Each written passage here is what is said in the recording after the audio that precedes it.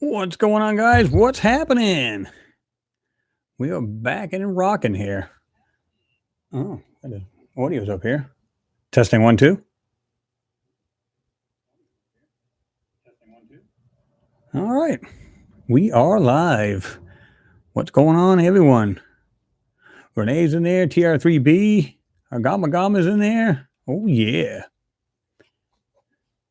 Fake Clouds. How you all saying? Richard Bunt's in there. Massanissa. I'm not sure how to pronounce the last name. Said Chris, how are you? Doing fine. Hope you're doing well. Emu Reacts is in there. Renee Clone. Clone. Forgive me if I'm pronouncing that incorrectly. Mark's in there. What's going on, Mark? Mr. Mark Matheny. Hello, John Beck. Brian Norton. What's going on?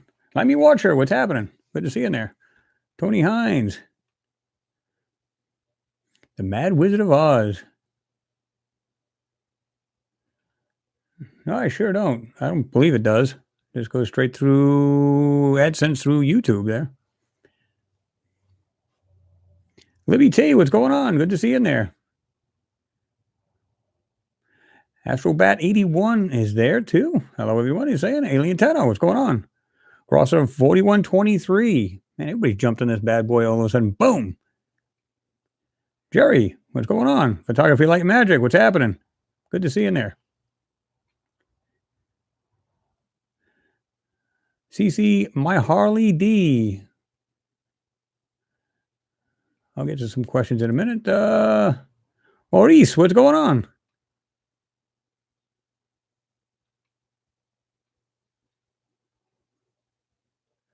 MC Gamers in there. What's going on? Man?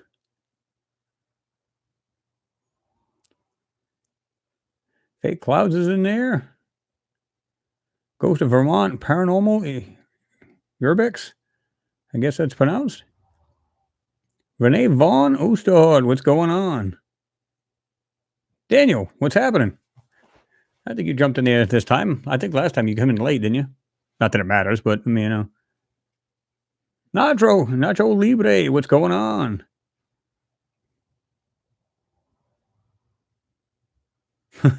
Wait, Friday. Well, I'm live. What happened?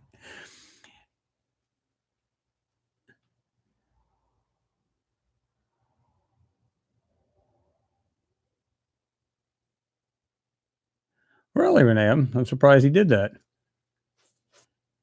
Brian Norton. Oh, yeah, absolutely, Brian. Yep. Got about 3 to 4 inches there. So finally got it. I don't know what you got up your neck of the woods. Tony Hines. UFO shill. Hey, Chris, finally caught you. Nacho Libre says, slap, hit, and tap that thumbs up button like you murdered a skeeter on your Peter. Damn, if that's there, you're in a world of hurt. But yeah, hit that like button, guys. Rachel, what's going on? Good to see you in there. What did I miss? Anybody? No, I think we're good. Everybody's great winter so far for Ohio. Well, I mean, yeah, I mean, it's about time. I mean, we've been getting, heck, I think last weekend was like, it was like 60, 70 degrees here. It was insane. Like I said, we're definitely, the sun cycle is definitely coming ramping back up. I'm trying to remember if it was what year it's in the 11-year cycle, but it's definitely ramping up because, like they're saying, even if you check with the scientists and everything else, they're saying basically the whole solar system is warming up. So it's not just a, global warming thing going on, right? Let me hit this way here. Make sure we, Mr. Gosmer, what's going on? Stacey Ireland saying, what's up? Marty Time March. Hey, buddy. What's going on?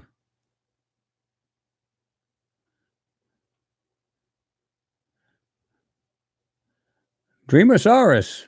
Saris? What's going on? Pat Sequin. Hello. Renee, you said your thumb's already up. Sweet.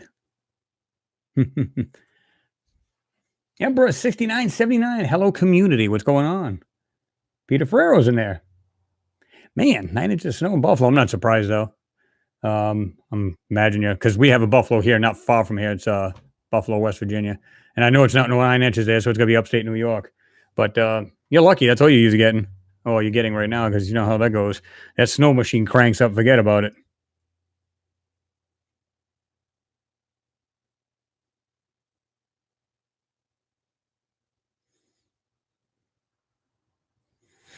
Daryl Harrod, what's going on? Hello from snowy Colorado. Now you guys get plenty of that. There's no doubt about that.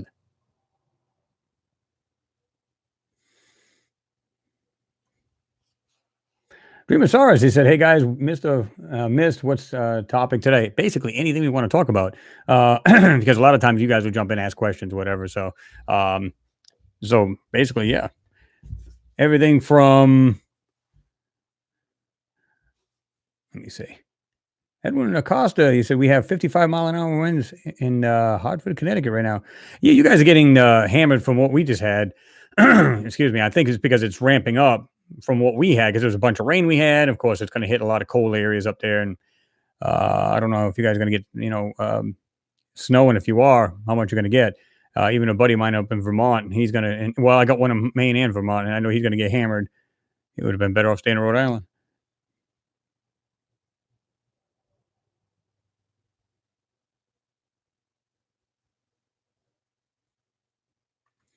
Mr. Caesar, what's going on? Hello, Chris, longtime fan, first time here from Brazil. What's going on? Oops. Hey, appreciate you there, Mr. Gossamer. Said a little toward a cup of tea. Well, I appreciate you. Thank you very much for the support. This mic stand gets in my way. I'm trying to get. I got like two mouse right here, so I'm trying to get this thing.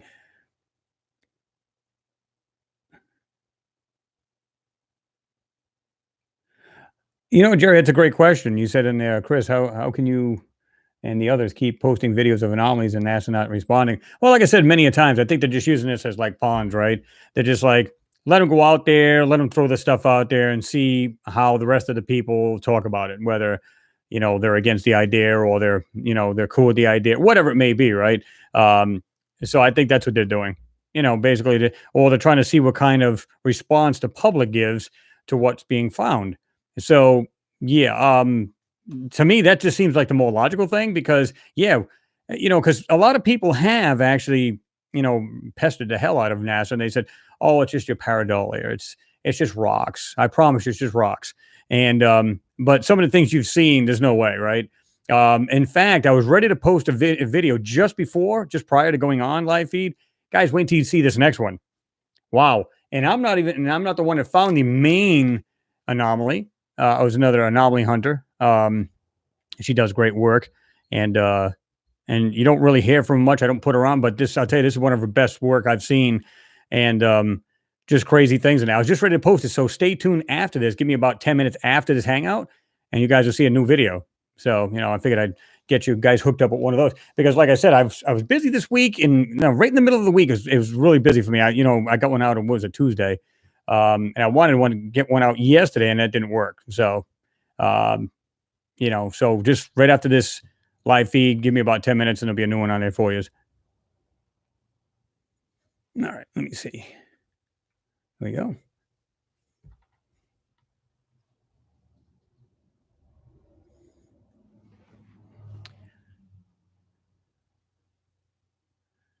I'm not just, I'm going to say Mr. Caesar because I'm not exactly sure how to pronounce your first name. It's like Vinicius. Guys, do you hate a word like me, pareidolia? Yeah. I mean, it's made up, like I said, I think it's from like the science community or NASA themselves made that crap up. Because, like I said, even forget about the word period, right? Because even if you confront them about something, they'll say, well, because we always kid around saying it's swamp gas and stuff like that, which clearly it's not. But they'll come out with stuff like that, like, it's ridiculous to be truthful with you. Because we all know it's not like mass hysteria, delusional, right? It's you guys sometimes see things different than I do, and I'm glad that you do. And then most of the time, a lot of times we see the same stuff. So, yeah, It's not like we're all seeing these things, and because a lot of you guys are saying, "Man, I seen that before you even enhanced it. I saw it." So it's not like I'm dictating what this stuff could be clearly because you guys are seeing it before a lot of times before I even enhance the darn thing, right? Exactly, Mimi. Yep, pareidolia swamp gas. Absolutely. Zuluvai Vaughn of Yvonne, I guess that would be. Do you think UFOs are on Earth? I think they're visiting here. And I also think to a certain degree, I'm not going to say 100% because I'd be lying, because that's not how I feel. They actually may be in our oceans. I mean, how many times you heard they say they don't call them UFOs, they call them underwater phenomenon or something like that. Um, but they may actually have cities underground or under the water where we can't even go to them depths, where they can just go down there instantly, come back up in a cavern. Maybe there's a city up under there. Who knows? Pure speculation. But if they're coming here as much as they are, why would they fly a huge distance away just to keep coming back all the time? It just doesn't make any sense. So I believe there's something. They're in this solar system still. I think they're coming from outside the solar system because they can do it with ease if they're that technologically advanced. And basically that's it. I mean, and I think they, to a certain degree, they may actually be here. I don't know what anybody else thinks about that, but yeah.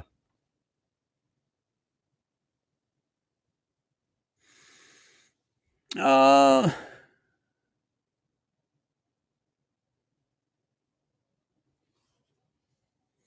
Awake a soul. You put in last week's sightings in Croatia.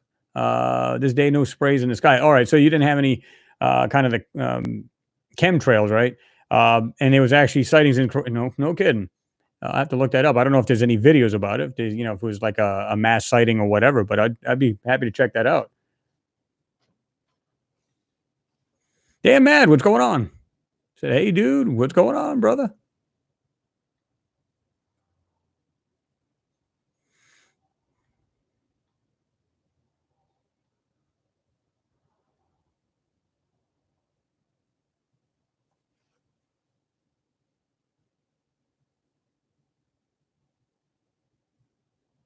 Um, listen here. Stacey Ireland, you said you do great stuff. Keep it up. I appreciate that, Stacey. Thank you. Um, Renee, you're saying, hey, Chris, again, nice cap. Can you show me, please? I always wear a cap myself. Well, no, this one here is just Florida. Almost looks like Flow Rider if you look at it, but it's Florida. And you can see it right there with the initials. I usually have the other one, Mars there, Occupy Mars. Awake Soul, aloha, Mars man, aloha. What's going on, brother? What's going on? Let me see.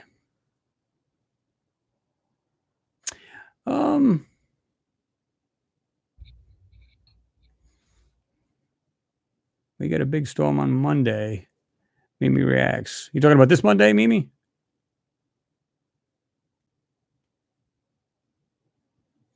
Andrew Finley. Yeah, it's called the Malakovich. I think I'm pronouncing that maybe correctly. There he explains where global warming has happened for eons. Well, basically, it's just it's just an 11-year cycle. It just it gets more active, and then once it starts to decline, it just gets less active, and you see a lot less plasma ejections and everything else, and all kinds of good stuff. But yeah, that's always a lot of fun, especially if you get those massive coronal ejections. That's not good. There's always a chance of almost like an EMP kind of thing going on, right?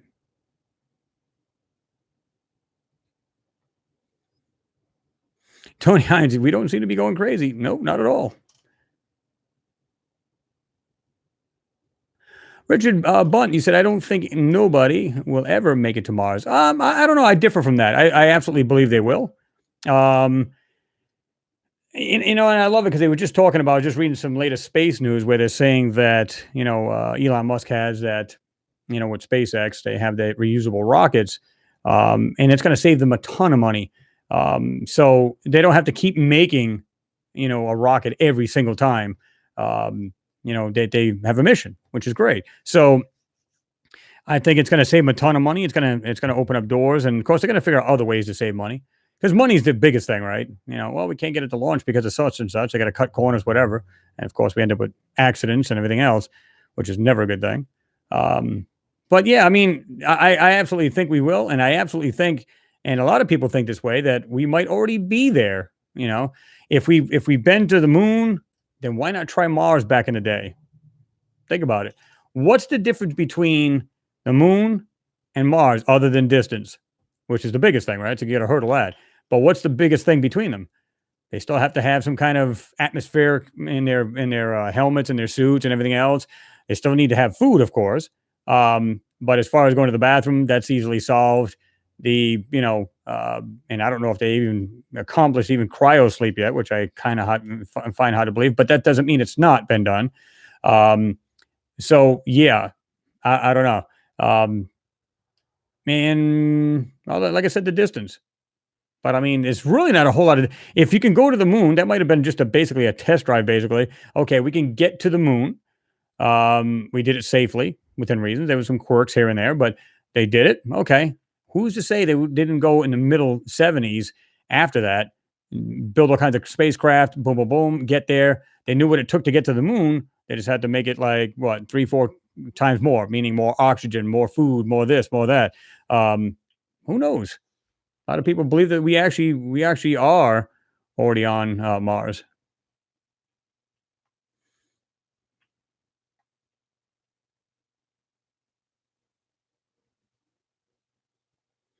Then you said either that is the reason, or they think by not responding it will discredit all of us. Well, that could be too. They just say, well, let them function and fight amongst themselves. Like I said, as far as I'm concerned, I mean, when not just me, anybody makes a video about this stuff. Um, Again, I think they want to see the reaction. So if there's something like really, really, good find, maybe they're thinking, is it possible, with all our little techniques we've done, can they still find the things we've missed, or they're purposely leaving there, like we talked about, right? Who knows, right? Kenneth Lair, what's going on? Good to have you in there. He says, hi, everyone. Bush Corey, what's going on? Said, hi, Chris. How's you, bro? Hey, gang. How's it going? A bit late, but made it. Oh, you're not too bad, man. You just slid in there, no problem. Yeah, UFO Shield. You said something about I wanted to talk to you about the video from 115, I think you said. Um, I'm not sure what part. I think you said 11 minutes and what? David Ramos, you said no difference, just space. Pretty much.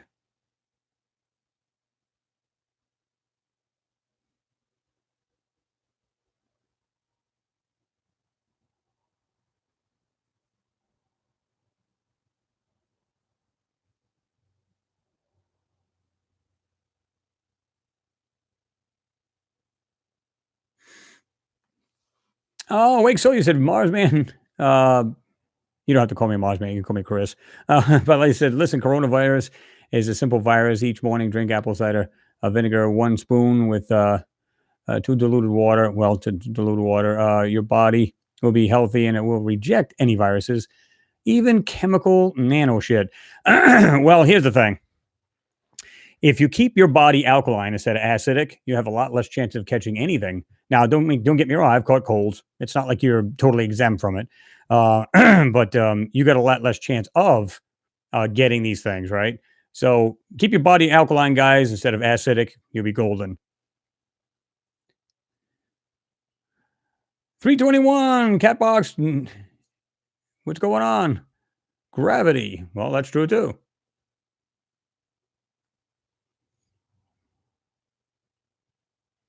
UFO show. You said we are deaf. They're based on the evidence of civilization, whether it's former or present or both.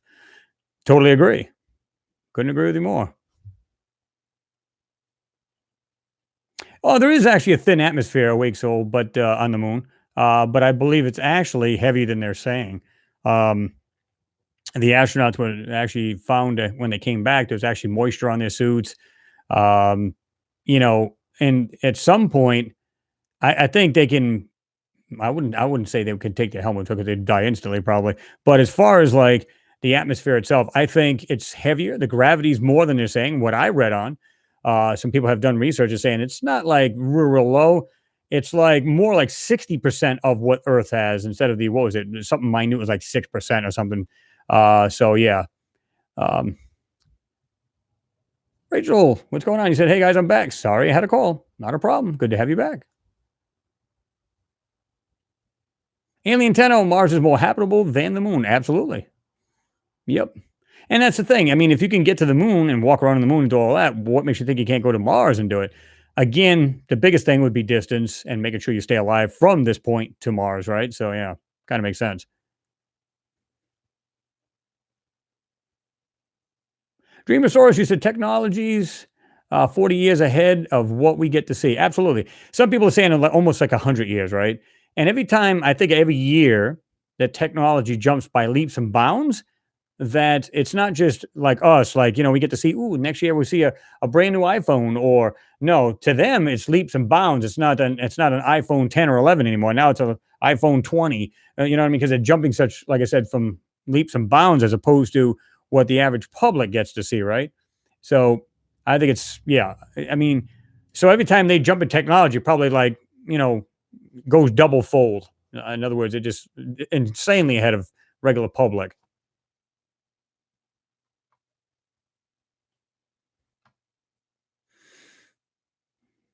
Mr. Caesar, you said they can make tower taller in the moon than in Mars. Yeah, absolutely. Due to less gravity. So yeah, you could build really big.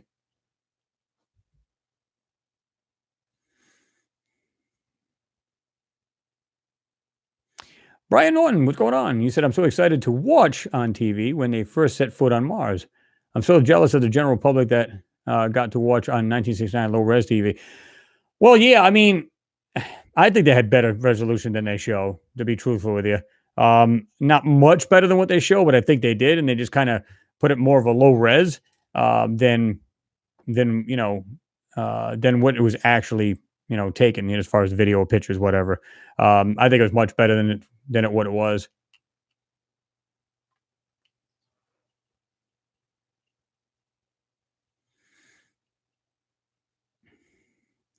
Mike Penta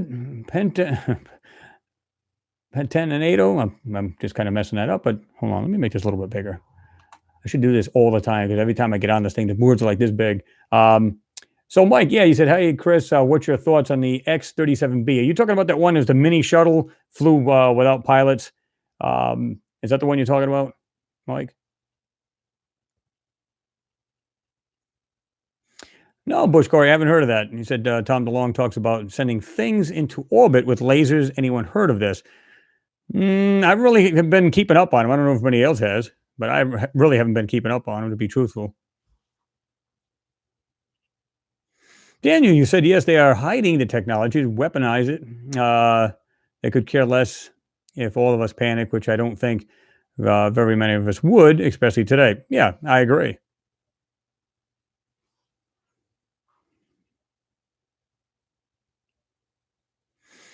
Eric Blair, do you believe? You said your question was, do you believe humans are having a significant effect on the Earth's climate? I don't believe it's us that's actually affecting it. Let's say, for argument's sake, it's the sun itself, it's the planet itself, probably 90%. People, they'll tell you that, like on the polar caps, right? Because of pollution and everything else, you get this cover of black um, from all the carbon and stuff being spewed into the air and whatever chemicals are being spewed into the air. So it settles on these caps as dark, like a coating, right? So what happens when you put something dark in sunlight? Well, it accelerates the melting. So if it accelerates the melting, so we have a small piece to play in that as far as being our fault. But like I said, the solar system is actually heating up. It's not just our planet; it's all planets. So we're not the big player in this. You know, I think we have a small hand to do with it, but yeah, we're not to blame, solely to blame.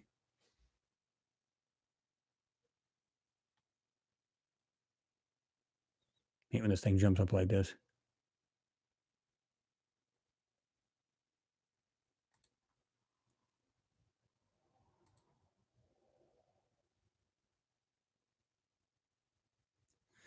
Let me see.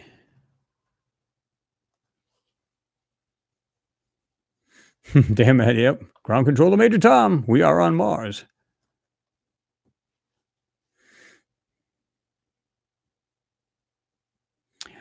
Mr. Caesar, you said I saw a lot of water in Mars from rivers to puddles. So Mars had and have life, or has life, you could probably say. And I saw some skeletons and skulls. Well, yeah, I mean, a lot of people will see that stuff pretty darn good, right? Um, you know, it's we've seen so much evidence now that it's kind of like it's not even, gee, are they hiding it anymore? It's, gee, what can we find next? And that's what I find interesting, and that's what I enjoy doing. And like I said, wait until you guys see the next video. And like I said, I'm going to put it on probably about 10 minutes after this live feed. So if you guys are not doing anything, there you go. Got yourself your cake and eat it too. You get to watch the live feed and then a video. So it's awesome. I was gonna put it on just before, and I went, that wouldn't really make any sense to do that because everybody like, video, live feed, so I just said, I'll do it after, no big deal.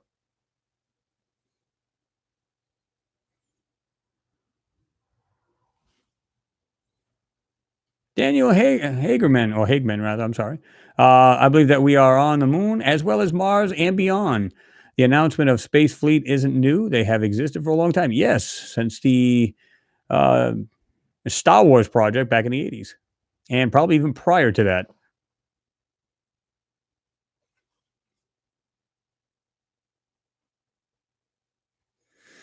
Dan, you said the white and red tower that I've seen on Mars. What seemed this suggest human involvement? Of course, it's all speculation, but they might be there. Yeah, I mean, we can't. There's no way we could say, yeah, absolutely, right? So let me put this armrest down. So you can't say absolutely because it's pure speculation. But from the technology, they probably have by now. Because, like I said, they've been sending rockets into space, guys, since the 40s, and they've been sending to like Mercury, different planets, to Mars, failed missions. They tried to get them off the ground, they failed, so on and so forth. So, yeah, there's so much going on that, yeah. Like I said, I mean, if they've done this back in the day, now they knew they could send rockets to planets, they could do that. So, knowing they could do that, the only problem they would have to do is say, okay, can we send humans? Well, we had a tryout when we sent them to the moon. There you go. So, if we can send people to the moon, it just makes you wonder. You go, okay, we can send it to the moon. So why wouldn't they try to go to Mars or another planet in the 70s? I mean, we talked about what, late 60s to early 70s, 71, 72. So yeah.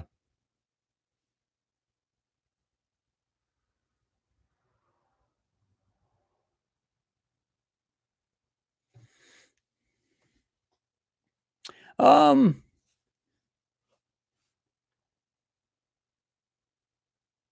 that's a good question. I keep getting this question periodically.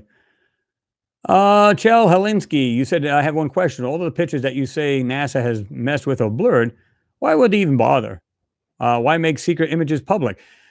Keep in mind that Congress gives them the money. Okay, we don't. Maybe back in the day, we used to fund them by, the Apollo missions, stuff like that. But they're getting funding, but now they're just stealing the money. But regardless, they go there. We need the money. We need X amount of dollars. Okay, they want to see results.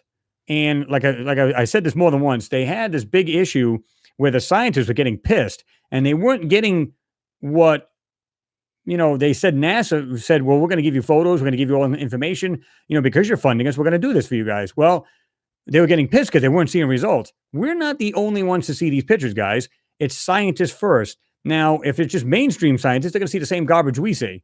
Now, if you work for NASA or anything else, or, geologists working for NASA or whatever, then you're going to see the real deal. And that's the key.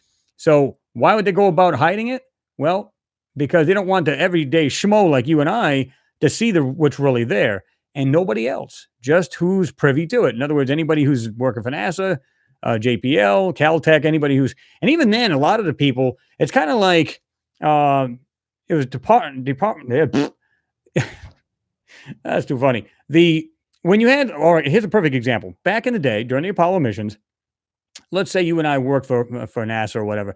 You and I would be making the capsule or something to do with the capsule, and we wouldn't even know what the hell it's for. It's like, we're just going to make this panel, this, that, and the other. Then maybe later on, you'd find out, okay, I got you.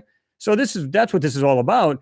We didn't even know we were putting this together for that. So, a lot of these, a lot of these people are probably not even to know. And what I mean by that is like people who are on, I'm going to use this, like the public side of it. In other words, just regular NASA workers, no big deal. But the higher ups in there that know a lot better and know what's really going on, Those are the people that are privy to the information. And anybody who's a geologist or scientist that work for them are going to see it all. You and I and every other normal schmo is going to see the same garbage. In other words, any mainstream site is going to see the same garbage you and I see, pretty much. Greg McCauley, what's going on? Thank you, sir, for your support as always. He said, "What up? What's up, Chris? How you been?" I'm actually doing pretty good, man. I hope you're doing good as well. Again, thank you for your support.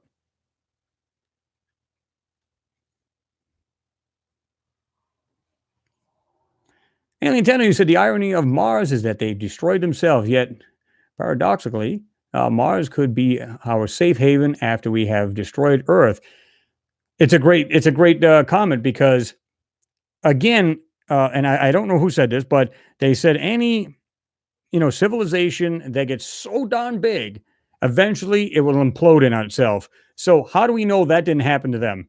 And that's what will happen to us at some point. We'll get so damn. Think about this a minute. If just envision not having any diseases around, no AIDS, cancers, any of that sort. Picture you only dying at because your body's literally breaking down. You're just so old that it just breaks down, and that's only the reason why you die.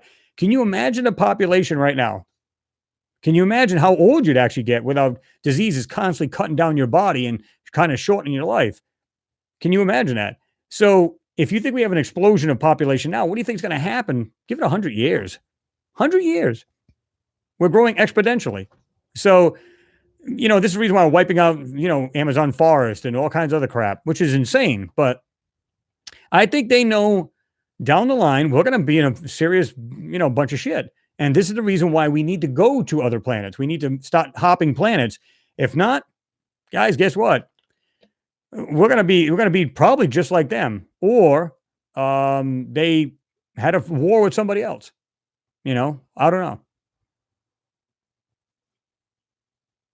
Jerry, you said you should be on Joe Rogan. I wouldn't mind going on. I like Joe. Good people.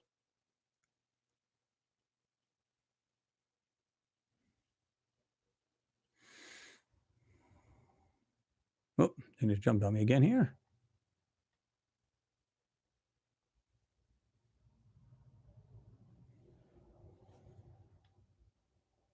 Josh D, what's going on? Good to see you there, man. What's going on there, real Jimmy Roberts? Mr. Jimmy's in the house.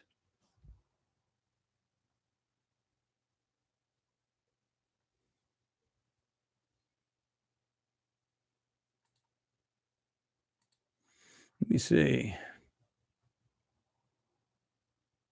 Yes, compartmentalization. Yes. Couldn't get that word. Couldn't find it. Thank you, Jimmy.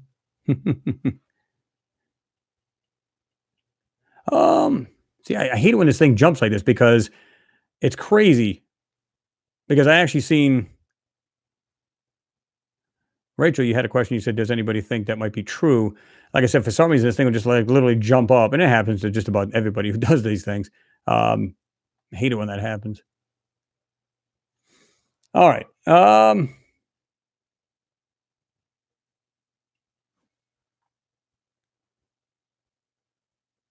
Rachel says, has anyone ever thought that maybe Adam and Eve were the first humans from another star system to colonize Earth? By the way, I'm not religious or believe in a religion, but that's what it sounds like to me. Yeah, I mean, it's hard to tell because the way that, now they have questioning where the actual Eden is, right? What's going on, Jerry? Thank you for your support. I appreciate that. And you said, come on, people, smack that thumbs up button. Hammer time. Thanks again, Jerry. Yeah, I mean, they're even trying to say, they're not even sure again, you got Adam and Eve and stuff like that. I'm trying to remember because if you think about, I'm trying to remember if it was the Sumerians where they talked about, and I don't think that it is. I think it was the Egyptians. If you think about Adam and Eve, it's a BS story. And what I mean by that is because they talk about, in Egypt, they talk about the Adamu, and it might be actually, now that I think about it, it is the Sumerians. They talk about the Adamu, get it? Adamu, Adam. Adamu was the first people that came to this planet. I think they classified them as the Adamu. And, so Adam, Adam, think about it. So when you really read into these ancient civilizations, and even the Bible, it's a book of plagiarism, and a lot of people don't want to hear that. They're like, "Oh, that's a bunch of crap, man." No, and a lot of people agree because they've done the research. But if you again, and I've said this before, if you look at the book of the Black Book of the Dead and read it, I've got the book, and it'll say like on there, and I forget what the actual, and I don't even think they even have a name for him. But there's a pharaoh there a long time ago, and he says right on his stone, his tombstone kind of thing, where it says, or his sarcophagus, it says, while I was alive, I did not murder or I did not kill. While I was alive, I did not, basically cover it. And all of a sudden, it's like, man, doesn't that sound eerily familiar? What that sound like? And this is written long before the Bible, guys, long ago. There's a lot of information that comes from Samaria, that they've taken information from that. Think about it. I'm trying to remember what the name of the other area they were from. It's been so long since I've read up on it, so I'm drawing a blank here. If you think about it, and if any of you guys are religious, if you think about it, where is Canaan in the Bible? From in the Bible, you've got Egypt and you got Samaria and you got Canaan's here. They had the Canaanites and they became the Israelites. I don't know if I forgot how that story went as far as the transformation from that to that. Or there was a couple of different groups of people, but Canaan was right smack dab in between Samaria. And of course you had Egypt was down, well, it'd be down here, depending on how you could look at it. But there was smack dab right between them. And so they got these stories from both of these older civilizations and they threw them into a book. Now, I'm not saying the Bible's all trash. I'm saying that these are stories that went way back. And it's not just 2,000 years ago. It goes back long before that because it's stories that have been taken from these other ancient civilizations. Scott Duffy, you said, Chris, a great video the other day. Thank you, sir. I do appreciate it. Stig, what's going on? Didn't see you hop in there either. Nick Mad, what's going on? Let me put this thing back to where this is supposed to be. Arts and Crafts is in the house too. I made it this week, he said. Hello, everyone. I hope you're having a wonderful evening. I am. I hope you are too. Daniel, you said, yeah, low res plus the doctoring of the images. Yeah, absolutely. And I've said this before, and I've got the, I'm going to try to find that. I said last time I was going to do this. I have it on, when I got this new computer, I backed it all up and put on an external hard drive. So what I'm going to do is, I'm going to find the document, and I'm either going to make a video out of it, I'm just going to give it to you guys, just period, right? And again, this guy was working for NASA. And his buddy, they're really good, smart people, right? Well, this guy, and I told you guys this already, where they questioned the Spirit rover because they gave it a command, it would not move. Well, after they tried it again, 2 other attempts, it would not move. So they decided to do a memory dump, thinking there was something corrupt in it, did a memory dump in this thing, and then gave it the command. Well, it started to work and moved forward, started functioning as usual. Well, what they found out was that, let me see if I can figure this out here.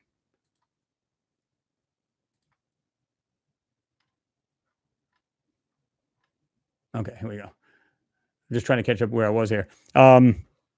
What they found out was not only did the rover, the Spirit rover, have an extra transmitter on it, they found out it was actually transmitting to the orbiters as well as directly to Earth, to the DSN, the Deep Space Network. So they went, okay. And then they found it was going to 3 computers specifically in that network. Well, it's not supposed to be going to those. It's supposed to be going to a hard drive into this mainframe kind of thing. And once it got seen, it was automatically wiped, and they were trying to figure out why. Well, then come to find out, they said, wait a minute. They found out not only where the photos have a digital overlay, and it does say this in this document, there's a digital overlay, which I've been saying all this bloody time, and some people still don't get this, is that they have a digital overlay, and they can put anything they want over these photos, and so it makes it look like trash, and it blocks out what's really in the photo. Well, the guy not only found that out, but he also said, this was crazy. He said, wait a minute. And he questioned, he says, it says right here that NASA and the DOD are affiliated. What is the DOD? And he even questioned, what does the DOD have to do with NASA? And why the hell are they doctoring or putting a digital overlay over these regular photos? So they were questioning that. And it goes on in there. It's pretty wild. It's good to watch. Well, I shouldn't say watch because we're so used to watching videos, but to read, it's awesome.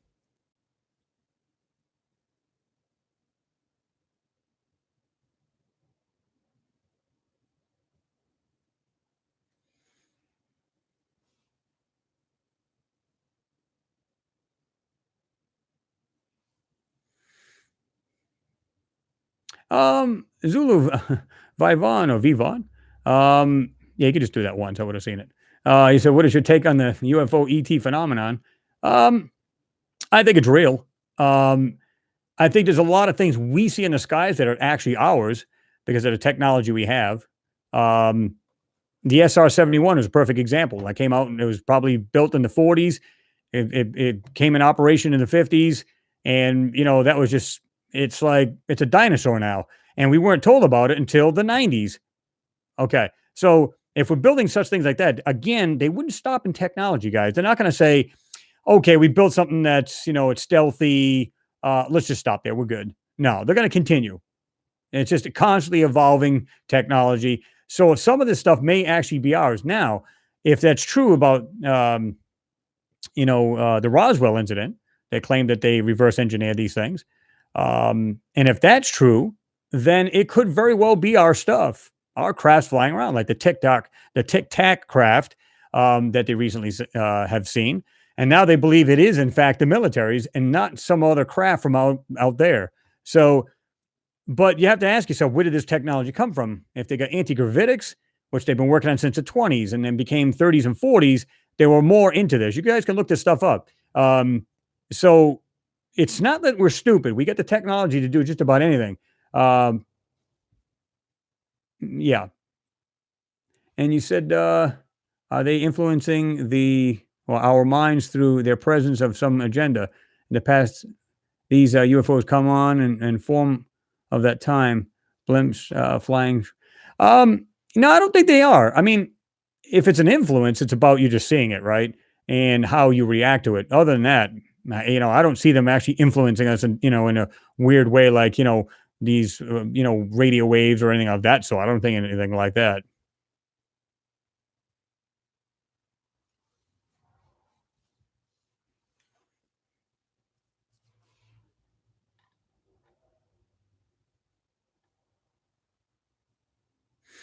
Rolando Alves, I didn't see you in there. You said, hi, Chris. God bless you and the family and all of the gang. Well, God bless you as well, there, Rolando.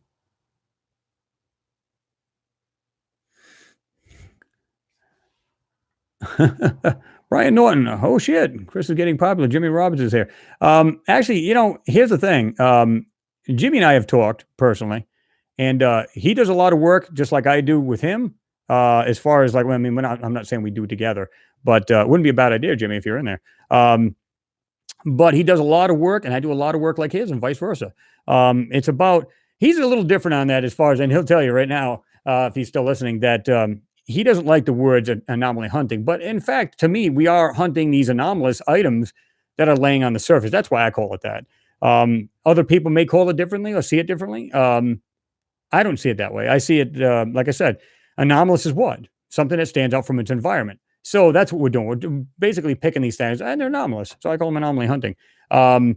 He differs a little bit on that, but still the same exact truth we're trying to convey. That's what I like about Jimmy.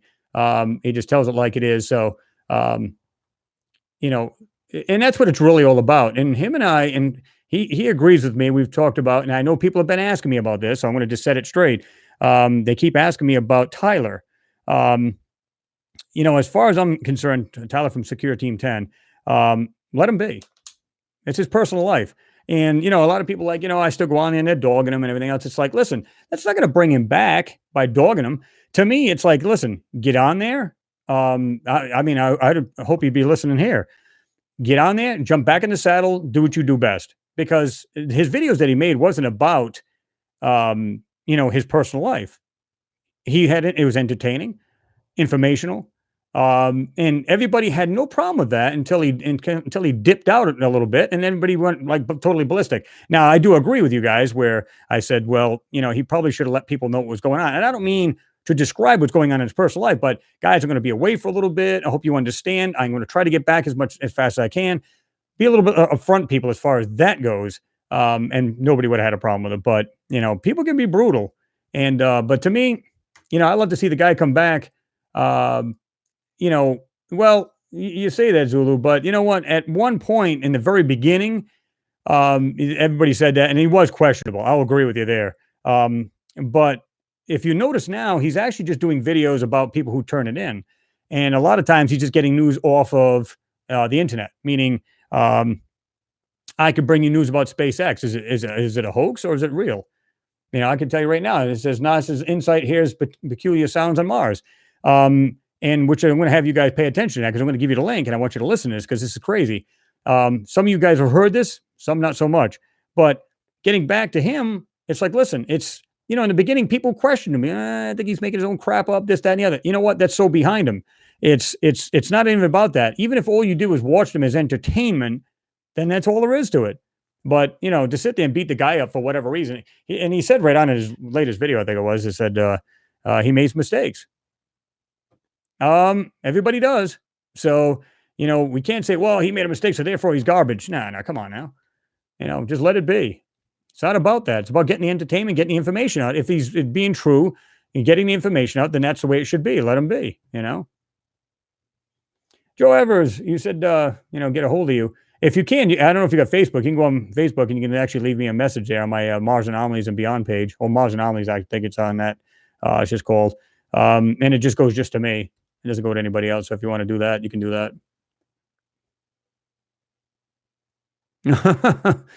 LS6.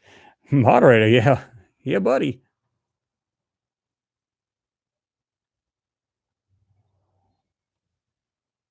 Gorge Grold, what's going on? NASA published really good photos of Martian artifact, a piece of clay and mechanical parts in the shadow. Maybe they're going to announce that there was a civilization in the past. Like I said, I wouldn't hold my breath about that. Again, I think they got to come out with it slowly. They're just going to slowly work on this, to the point where, like I said, they're going to start off real slow. We already know there's water on Mars, so they might show like a little bit more. Oh, wow, look at the rover actually ran over a puddle of it and it'll look like mud, because they're going to keep that reddish, pukey color filter on there. And then they're going to show like a little bit of moss and it's going to grow to, more and more and more to the point where it's going to be a long time. I don't think they're ever going to say, hey, look, we went around the corner and there's a structure sitting there. I wouldn't hold my breath about that, but it's getting there. And like I said, and I'm thankful that they are because they don't have to let us know jack, to be honest with you. I think it is, just keep them in total darkness. Don't care. In fact, why don't we just make sure there's nothing in these photos that they can even pull out? Just think about it. Like I said, I think it's like a breadcrumb thing where they just say, well, we'll give them a little tidbits and throw them a bone every now and then. And that's basically what it comes down to. So, yeah. Yeah, Zulu, yeah. You want to ask a question, that's cool. But, yeah, just don't go crazy on there. Michael Stark, what's going on? Good to see you in there, man. Yep, Mars is a junkyard.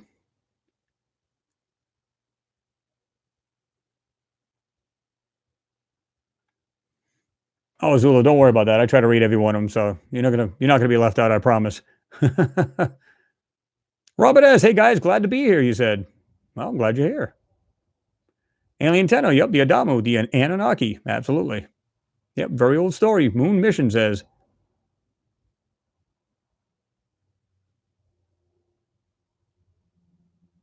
Yeah, Scott Duffy, the Sumerian said that they used Mars as a stopover. Yeah, they had like a civilization. I'm almost positive that the way the story goes is that they were taking resources from Mars as well and had a civilization there.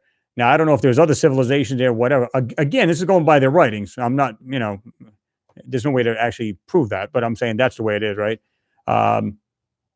Yeah. Not a bad idea, Brian. Jimmy, you need a live chat.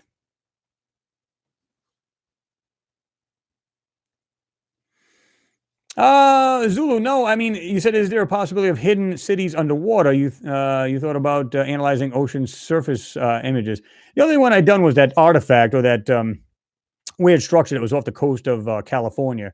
I did one of those a while back, but that was pretty much it as far as that went, because some other people actually do that, so I don't do it. Not that I couldn't or wouldn't want to, just I haven't really done it. I got so much other stuff to do, right?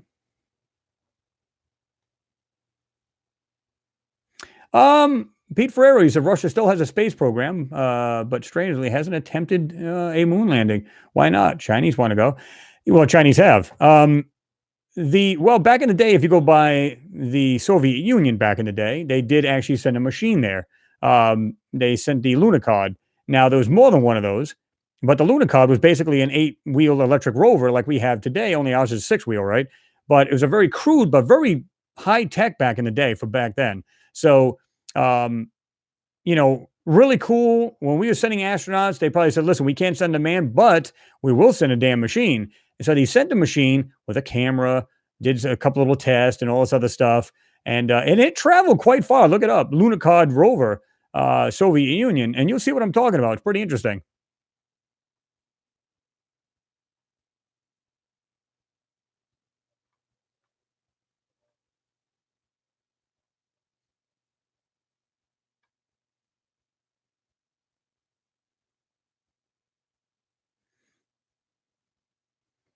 That's true. Alien Tenor. A book of Enoch, Thoth, and Eli, all omitted from the Bible.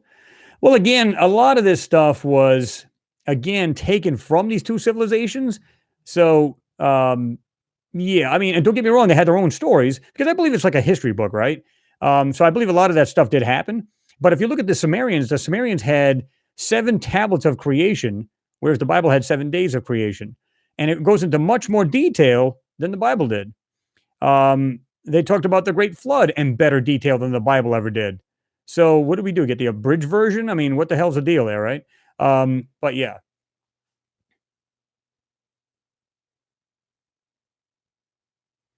let me watch. You said, remember, if you rule the sky, space, you rule. It's that simple. Absolutely.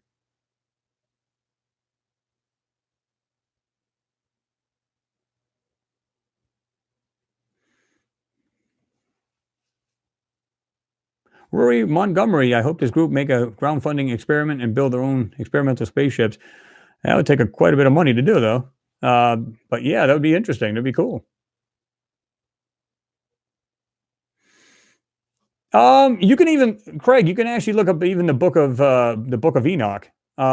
He's the one, if the way he talks about it, he was actually taken up into the heavens, and then he looked down in the firmament from the firmament. So he was literally in his craft. It was Book of Enoch and who else? Oh boy.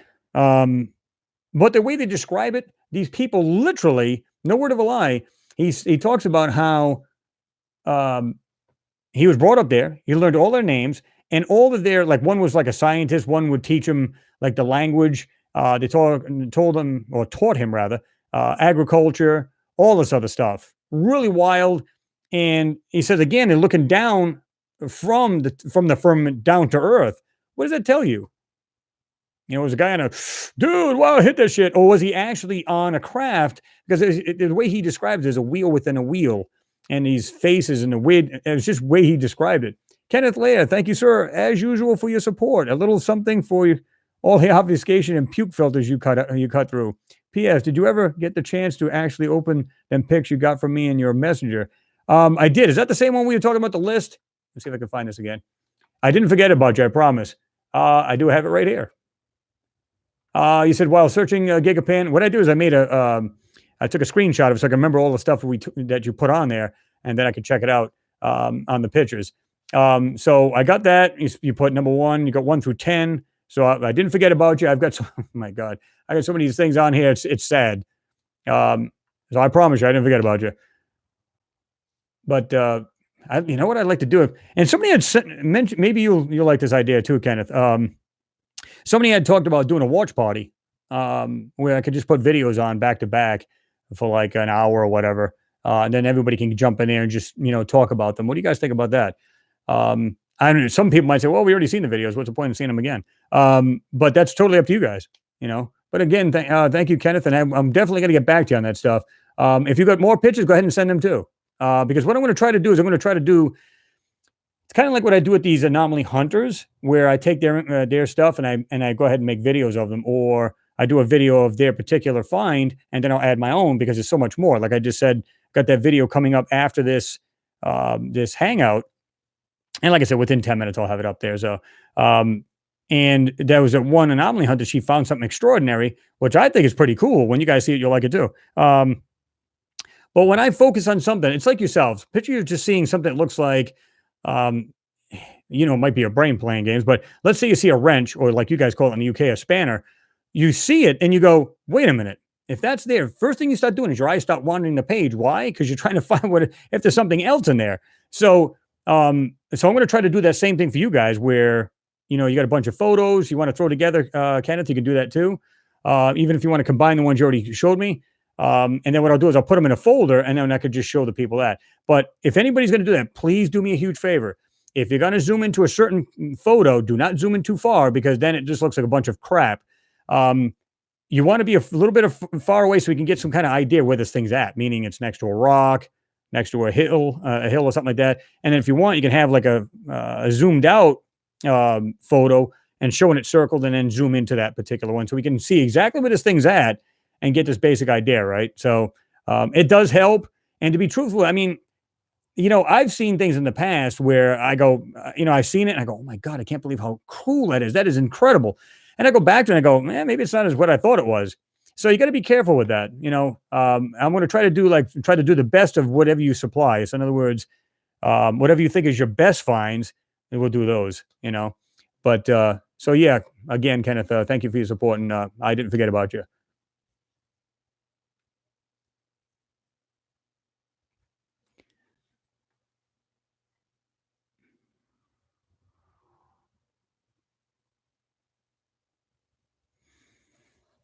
Adam says, "Hey Chris from Canberra, Australia. Like your latest Mars vidi." Well, I appreciate that, Adam.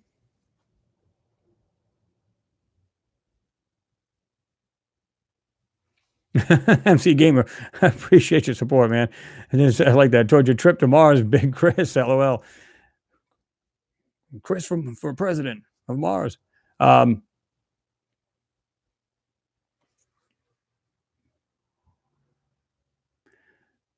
I'm trying to remember. Bush Corey, I think I heard about something like that, but I didn't really get into it. You said, Chris, have you read or heard the guy that claimed to have astral projected deep into space, seen the celestial bodies that are part of our solar system? I think I heard of it. Actually, there's more than one person I think have done that, but I haven't really gotten into it. And I think somebody else mentioned that too. Haven't had a chance to check that out. Um, so but might want to do that. That sounds pretty interesting. Mimi reacts says, Chris, can you tell us more about the original Bible? Well, try to remember what country they found this in, but the very original one, I mean, this thing is thicker than thick. I mean, and the crazy thing about it, and I'm trying to remember what you can put it just for the heck of it, put it in like YouTube, put original Bible found in, and I'm not sure the country, so you'd have to check this out or part of that country. But what's funny about it is they claim, when you read up on Jesus, they said first of all, he didn't have any powers or anything like that. He wasn't like a healing person. Um, he was just basically a man like you and I, and he was a carpenter. He was married. Um, and things like being sacrificed on the cross, stuff like that. Pontius Pilate, if you know anything about the Bible, Pontius Pilate was in his own right thought he was a god. I mean, that's where he was. And if you even like deviated away from that just the slightest bit, you either impaled with basically a spear and just stuck up on the ground like a shish kebab, or you were actually crucified on a cross. Jesus wasn't the only one crucified. There was many crucifixions back then, but you got to read this stuff. There's a lot to be learned in there. Craig, thanks again, man. Appreciate you. You said we should all do a meetup at Area 51. Who's in? Interesting. That would be pretty cool.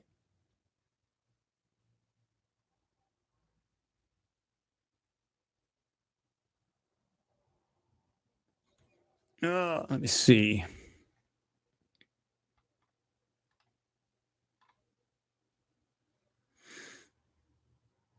Alien Tenno, yeah, get your ass to Mars, Chris. Yep. Oh, Buzz. 420 aliens in there. What's going on?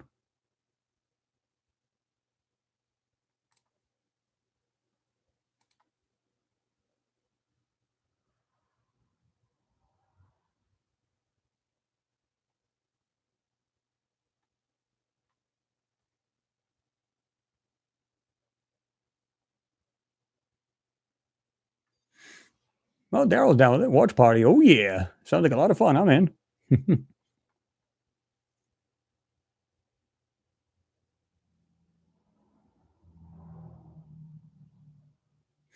Kenneth, I do. I actually have a Facebook page right there. Says, Chris, have you thought about starting a Mars Anomalies and Beyond Facebook group? Everyone could post their findings there and be able to comment on them. Well, like I said, when the way it's set up is that when you go on there, it will actually just go to like basically a message to me. Um, so if I really wanted to, I could post them. But I really haven't been too active on that page. If you go back there, you're looking, it's like, damn, but it's only named Mars Anomalies, not Mars Anomalies and Beyond, because I just didn't change it yet. But I can. I just haven't. But okay. But yeah, I do have a page up there, Kenneth. You can check it out. You can actually, if you wanted to, you can actually send any photos you want there too. Because a lot of times, listen, guys, I'll be truthful with you. I mean, I get a better shot of seeing the stuff on Facebook than I do on, um, on my email, because I get on in the morning before I go to work and I check two things: Facebook and YouTube. So, you can check it out, and then I'll check it out throughout the day too. But most of the time, it's in the morning and then when I get out of work. So, if it's easy for you to do that way, you can do that.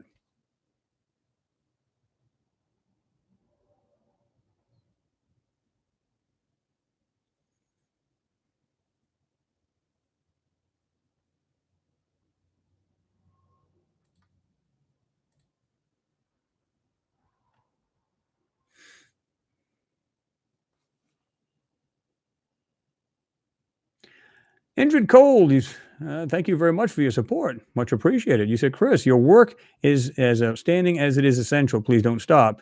I'm sorry I'm not around as much as I would like to be, but your efforts sustain me. Well, again, I appreciate the kind words. I mean, it, it's something I like to do anyway. So, and like I said, that's how I started. You know, um, I think it was, I owe that to, like I said, my buddy Will over at What's Up in the Sky 37. I was kind of like, to be honest with you guys, I was doing this stuff and I'm looking at these photos, and I watched him one day and I'm saying, like I said, man, what does it take to get on this thing, to do it live and everything else? And I started off and I'm like, started real slow, kind of crappy software and everything, crappy audio. And, but then I said, of course, as I started doing this more and more, I said, man, I need to get better quality stuff, man. It sucks. So I ended up doing that a long time ago, and there we are. So it's something I enjoy doing. You know what I mean? It's a good pastime, and it's great. The end of the week, be able to talk to you guys. Well, it's not technically my end of the week because I got to work tomorrow too, but it's basically my end of the week, and it tops off the week by having all you fine folks here and be able to talk to you and everything else. So it's great,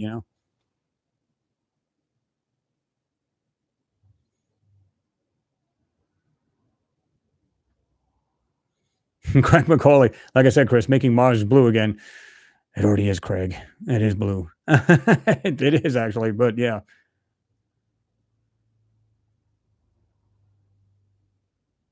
Richard Bunt, think there's women and aliens on Mars. Hmm. Um, I think the real question is, if there is, would you want anything to do with them? That could be scary.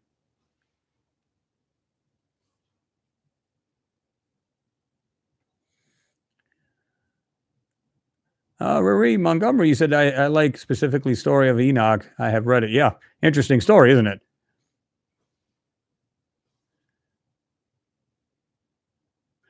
Dan, you said if you zoom into for your start thinking, you see people looking from behind rocks and cars, all sorts of things that may or may not be there. When you zoom too far in, it actually starts playing tricks. Well, that's the thing, because here's the thing: if you have a photo that's been, you know, information overlaid the original photo, right? It's going to literally, I call it spaghetti. I mean, you get so far and it just looks like a bunch of just shapes. So if you back way out a little bit and just go in just a little bit, you can still see the whole object, but you got the surroundings around it too. You don't want to just go solely into that one object. And it's just like, you can never make heads or tails out of it. You can say, well, look, it looks like a little person. And go, I just see squiggly lines, because it's so much into that. You know what I mean? And I hate to do that.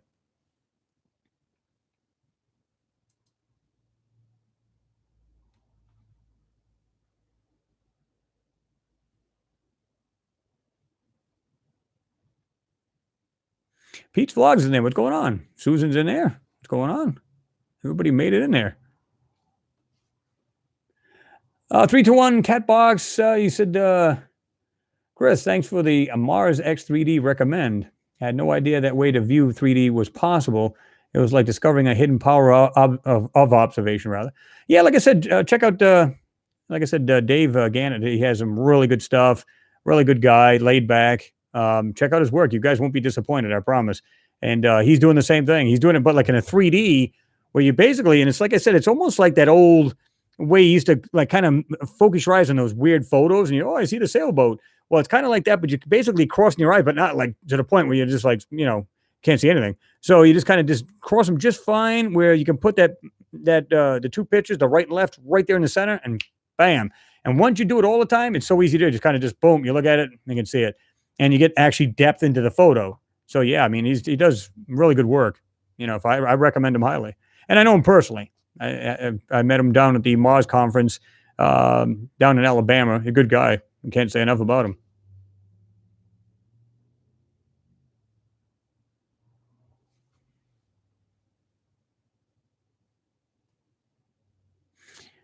Tennessee Gale Crater was found ancient ruins of a civilization now blocked. Well, like I said, I point out those buttes again, and you guys will see what I'm talking about as far as the way they look like they're lined up. Um, yeah, come on. I mean, it's almost like you could picture them being something else. Not that you should, but I mean, when you see that, you just go, wow, how is that possible? I'm not saying Mother Nature can't do that. Of course it can. But what I'm saying is the way they went about drawing over these things. And when you see the video, like I said, you'll understand what I'm talking about. It's pretty cool. Gil Nordell, greetings. What's going on, Gil? Alien, you said the asteroid belt is a destroyed planet Tiamat by the Anunnaki. Yes, according to their story, yes.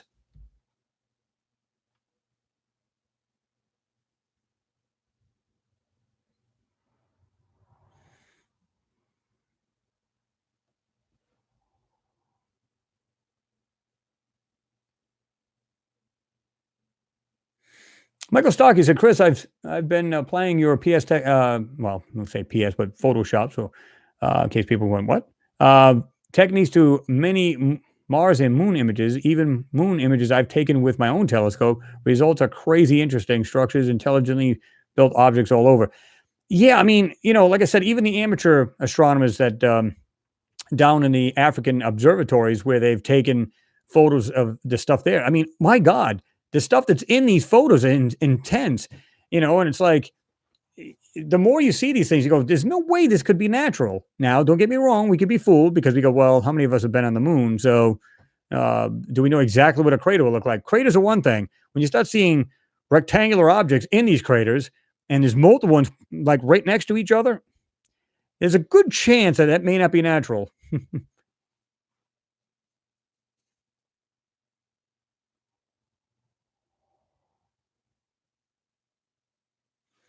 Renee, you said if you enter the backside road entrance to Area 51, the camo dudes will actually let you into the front gates as long as we UFO enthusiasts abide by the sign rules. Use of deadly force authorized. That's exactly what the signs say too. Michael, I'm glad it's working out for you though. I mean, that's what it's all about. Sometimes it just takes you taking Photoshop, put a picture in, and just messing around with the settings to make sure to try to get it whatever you're seeing to get to pop.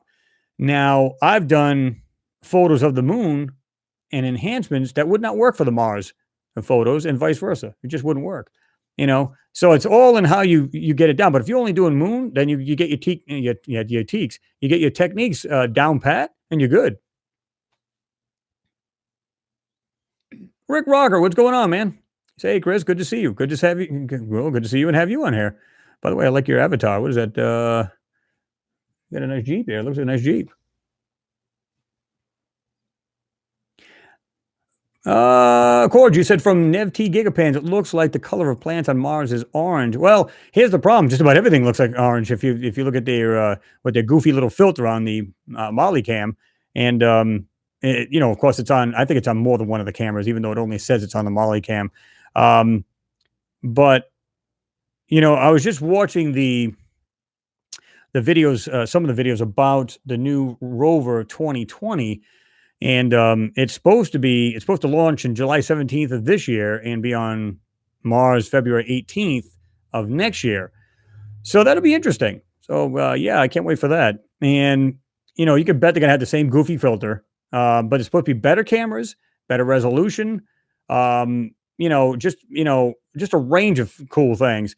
They also got one of the tools or instruments is going to be the Moxie. Now, the Moxie is basically an instrument that takes carbon and changes it to oxygen. So it's literally just going to just siphon this and separate the molecules. So all you have is oxygen. So they're going to try to see if, and at first I thought they're going, oh, that's for the astronauts. But they want to make it at a large scale. They're just testing it right now, but they're going to make it a large scale to make fuel.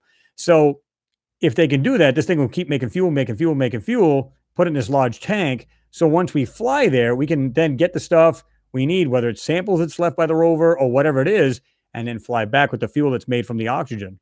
So really, really cool stuff coming up for these missions, and I can't wait. But basically, if this converts CO2 to oxygen, and that's what it comes down to. And they had like a breakdown.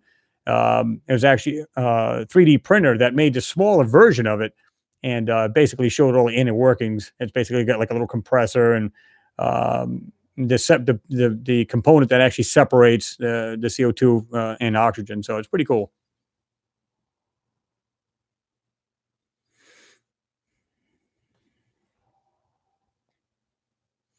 I agree with you, Susan. You said I feel Area 51 is a red herring.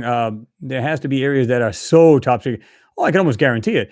Put the focus somewhere else, and everybody will focus on it, and then just do your thing. So hey, watch what the left hand's doing. Don't worry about the right hand. You know what I mean? So basically, that's what it comes down to, right?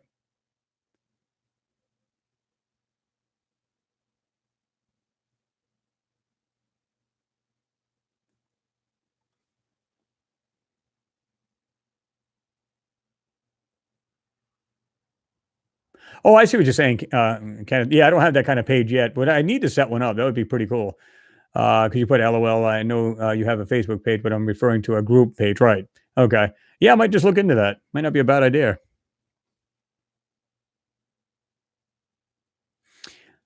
Great question, Craig. You said, so if they finally get told, or if we finally get told, rather, that there is life on Mars, what's next for you, Chris? Gloat. I mean, that's basically what does it come down to, right? You're just kind of like, yeah, what I've been saying all along is the truth. You know, it'd be wild. I thought about this one day. It's like kind of like a daydream. You're thinking you're looking through emails or whatever, and somebody says, it's totally like anonymous thing, and there's no way you can link back to this photo, but they literally have a side by side of what looks like the photo you and I see, and then the real photo, and you can actually see where, let's say there's, I don't know, let's say there's a structure and it's peaked out, like it's got a peak up on it and it comes back down. Well, instead they dressed it up to look like a mountain, and you can see where everything's laid out. It actually is, dressed up to look like something else. That would be cool. I would love to see something like that. But yeah, I mean, as far as that, you know, um, and it depends on what you talk about life. If you're talking about just simple organics or you're talking about intelligent life, everybody's going to be like, damn, we were right. Because a lot of you guys are doing the research too. It's not just me, right? So we would all be like, oh man, we were right all this time.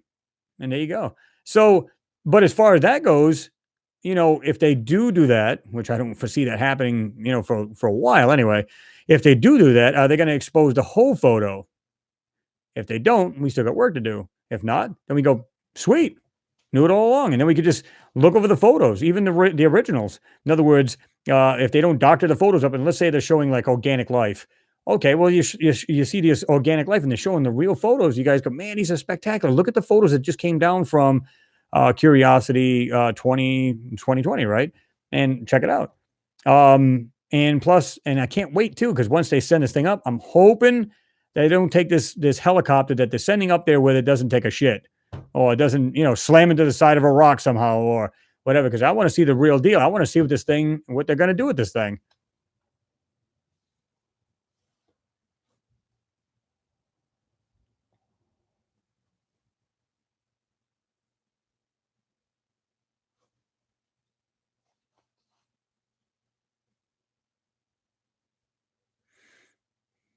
Michael Stark, you said I've been studying Clavius crater for months. It's 241 kilometers wide, as big as LA. Definitely said he's in there. Also, just south of Clavis, there's a gigantic structure by Blancanus crater. There's a lot of crazy stuff in there. I'm glad you're seeing this yourself, because, you want to do the work yourself. Some people out there will do, with the telescopes and to dupe people and lie to them and everything else. Bunch of crap. But when you see it for yourself through your own telescope, that's cool. So, I mean, hey, if you got photos you want to share, just let us know. Uh, Prairie Montgomery said, "Does anybody know anything about this 85 gigahertz or 5G? Is that safe? Not if you live underneath it. Probably not. You know, it's like any other powerful transmitter. There's certain frequencies that just have adverse, effects on your body. Not a good thing. Some frequencies cause cancer and everything else. But if you're just like, you're away from all of these things, good chance nothing's going to bother you. You know what I mean? You're not going to have any problems with it.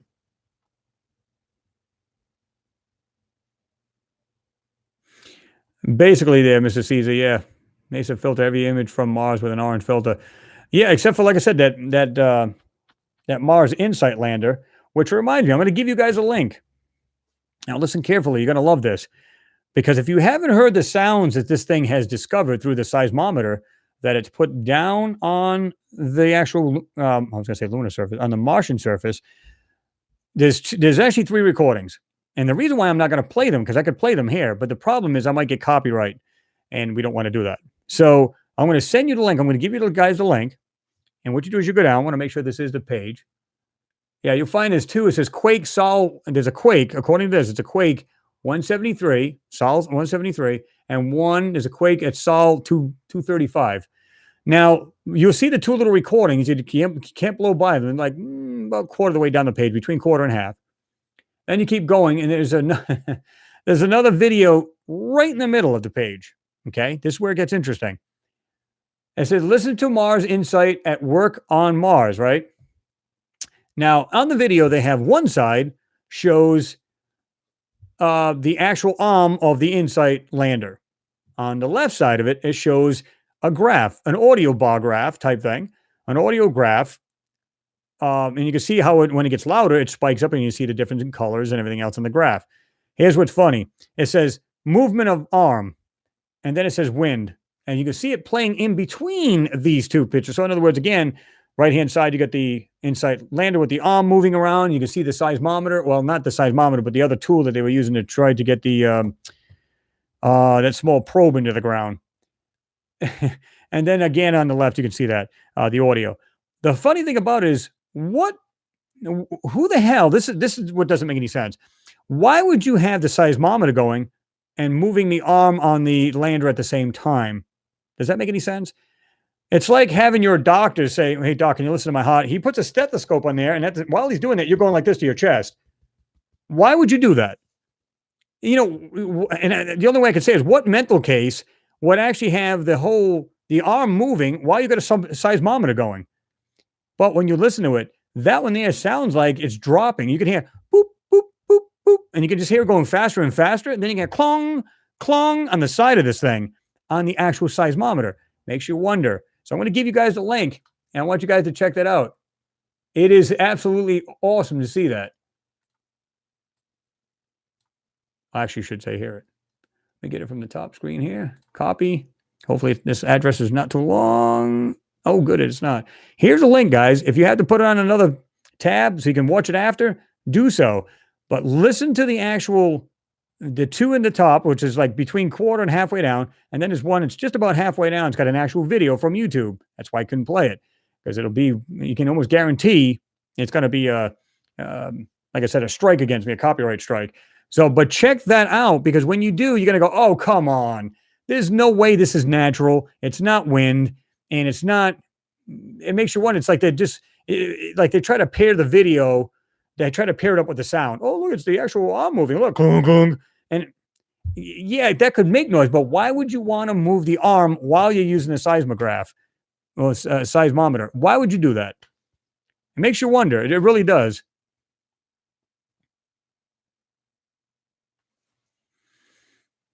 Craig McCauley, let's make a GoFundMe for Chris to send him to Mars. Yeah, I mean, I hope there's a return trip. If not, oh well.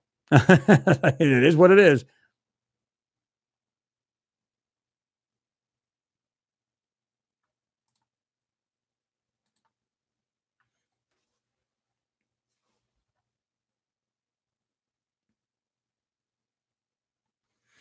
Hey, John Devon, what's going on? Haven't seen you there in a while. I don't know how long you've been in there. He said also the last few vids have so much to see. Mars still looks active, and I feel the same that Martians live underground. So much evidence to think this planet is not like Earth, but distinctly their own.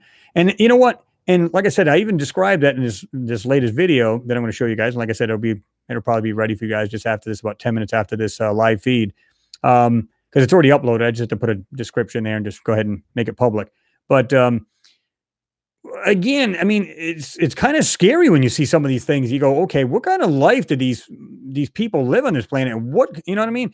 It kind of has an airy feeling about it, kind of like the Apollo mission, like Apollo 11 when they went. And like I said, we all know how they came back when they did that press conference. They did not look happy. They looked scared out of their goddamn minds, to be truthful with these guys. Yeah, crazy.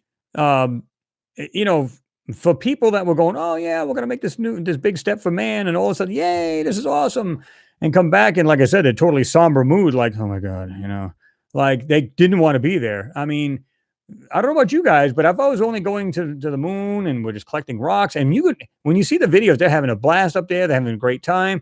They come back, they're like, oh my god, kill me, I don't want to be here. I mean, you could just see they just didn't want to be there. They're so preoccupied, probably about what they saw up there. They didn't even want to be there. These guys needed psychological help when they got out of there. There's no doubt in my mind.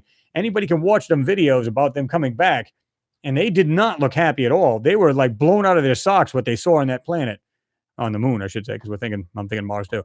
But yeah.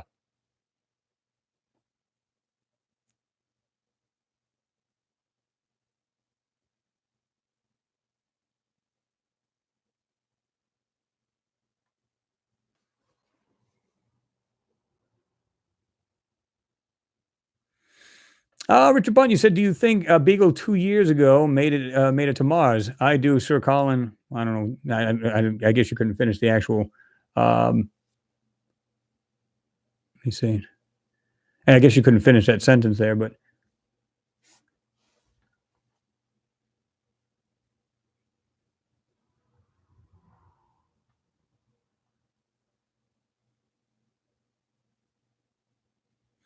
yeah, exactly, Mr. Caesar. You said if they reveal that to the public, you can say yes, yes. I already know, pretty much.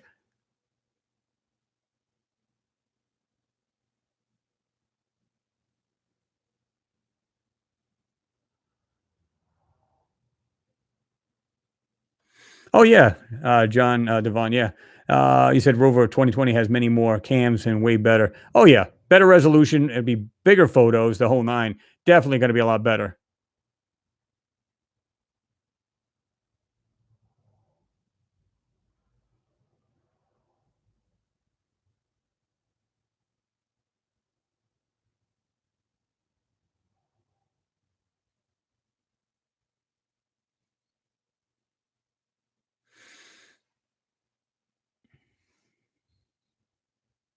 Well, watching vids is 700. Like I said, I mean, as far as like you're talking about Tyler, we already talked about this.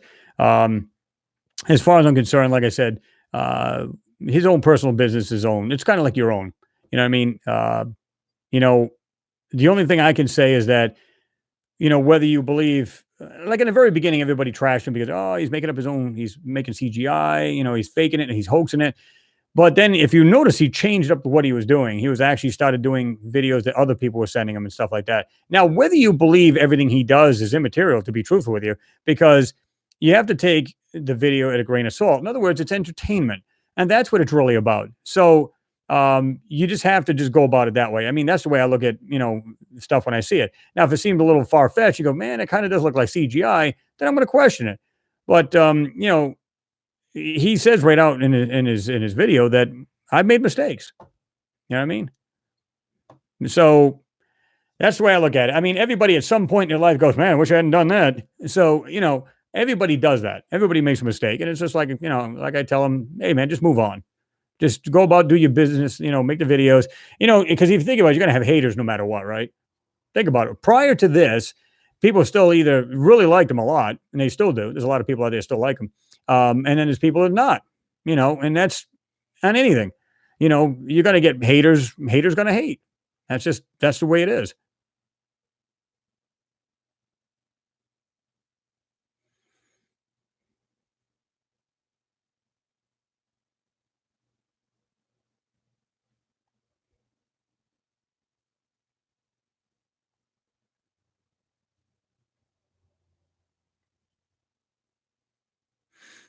Oh, Bolt, you had to Bolt Heyday, you had to listen to that? Um, yeah.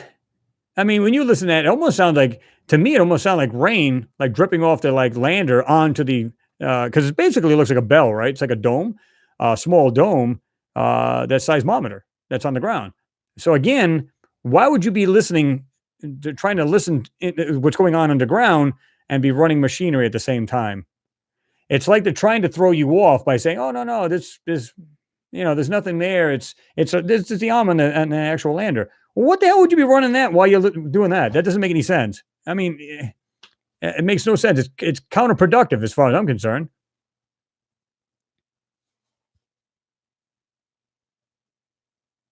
Exactly, Craig. It's just exactly what I was saying. So why move the arm if you're trying to get sound something not right there? Absolutely. John, yeah. He said, beverage. You said, you're right. Bad vibes don't get us anywhere. I mean, like I said, you got to take it. Some people just go too crazy with it, right? To me, it's just like I said, if it was nothing more than entertainment, and that's the way I took it. He was doing good work, no problems whatsoever. He screwed up, made mistakes. Okay, haven't we all? Should we all be crucified because of it? Come on. Now, don't get me wrong. It depends on what it is. Now, if he's done something really bad, he'll pay the price. That's all there is to it. It's the way I look at it. And so he'll do his time, so to speak, or get into trouble, pay fines, whatever it is he might have done. And who cares? It's none of my business. Now, some people like to get in other people's business and they just find it amusing. But hey, whatever. Whatever gets you through the day. You know what I mean? To me, I could care less. He was making good videos. Now, again, they were questionable in the beginning, and everybody questioned that. Oh, I think it's bullshit and, whatever. But now it's just like you just take it as entertainment, you're golden. You know what I mean?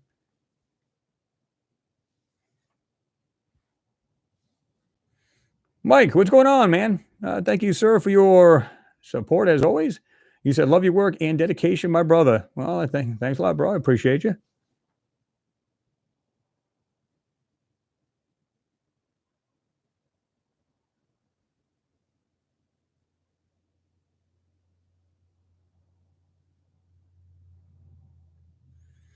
Well, again, watching Vid 700, yeah, I mean, if all of that did in fact happen, because I don't remember hearing anything about the, doing fraud and stole the logo thing, but let's say absolutely everything you're saying is true. That's fine.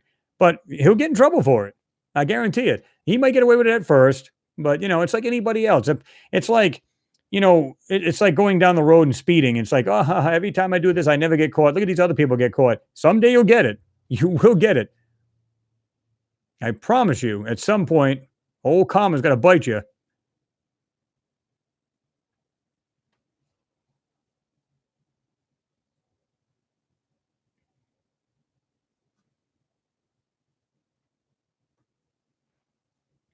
MC Gaming said on Orion's belt there is three planets, two with good aliens, and one with bad. Supposedly, it came from a drunk ex Area 51 worker. Yeah, didn't that come out years ago? The guy was talking about that. Seemed to me that was years ago. The guy said something about it, and I don't know how true that is, but but that was interesting. MG Toe, what's going on? He says, thumbs up, everyone. Bam, hit it hard.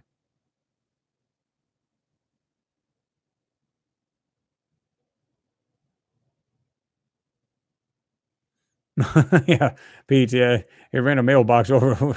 Not cool. Oh yeah, I agree. And like I said, you're doing stupid things now for whatever reason. He got like that. Maybe something problem in his life. Whatever. It is what it is. And if part of that was true, where he said he had some, a death in the family or whatever, I mean, you gotta have some sympathy if that's the truth. That is right. So that's the way I look at it. And like I said, frankly, it's none of my business. You know, if he gets back in there and starts doing videos, then let him do it. It's entertainment. And if he is doing the real stuff, in other words, let's say you send in a real video of a UFO, then you're informing the people about what was seen in your state or your county, whatever it may be, right? So it's a good thing, and that's what it's all about. If he continues to do it that way, then maybe he'll be all right in the future. But if not, he just shoots himself in the foot. You know, life is what you make it, guys. It could be crap or it could be really good. You know, Get away from the negativity and go with the positivity. That's the way to do it. Bold heyday, thank you. Appreciate your support there. Fist bump. Booyah. That's pretty cool. Little animated characters, jumping around. Um, well, yeah, Mike, you're right. At the end of the day, it's all about the message, and it really is. Um, that's the way I look at it because it, it's like my channel, and anybody else's channel, and I always tell people, listen, don't take my word as gospel or it's edged in stone kind of thing. Don't. This is the reason why we supply the links, and any good channel supplies the links. Supply the link. People could check this out for themselves. Let them come to their own conclusion. It's not about forcing it down their throat. I just bring it to you guys and we analyze it together. You might see the same thing. You might say, Chris, you're totally off. I don't see that. I see it this way. Cool. You know what? You're using your own head. And some of you guys have been coming out and saying, really interesting stuff about what you feel about what NASA's doing. Awesome. I think it's great that people are doing that because it's showing critical thinking. It's not about following, it's about doing the research yourself and come to your own conclusion. Now, you might come to a total conclusion compared to me. So what? We're all individuals and not here to jam it down anybody's throat. And, a lot of channels will do that. Oh, this is this. It's absolutely this. And if you disagree with them, well, then they throw you off the channel or whatever. And it's like, listen, we're all here to learn. If I'm sure I'm wrong a lot of times.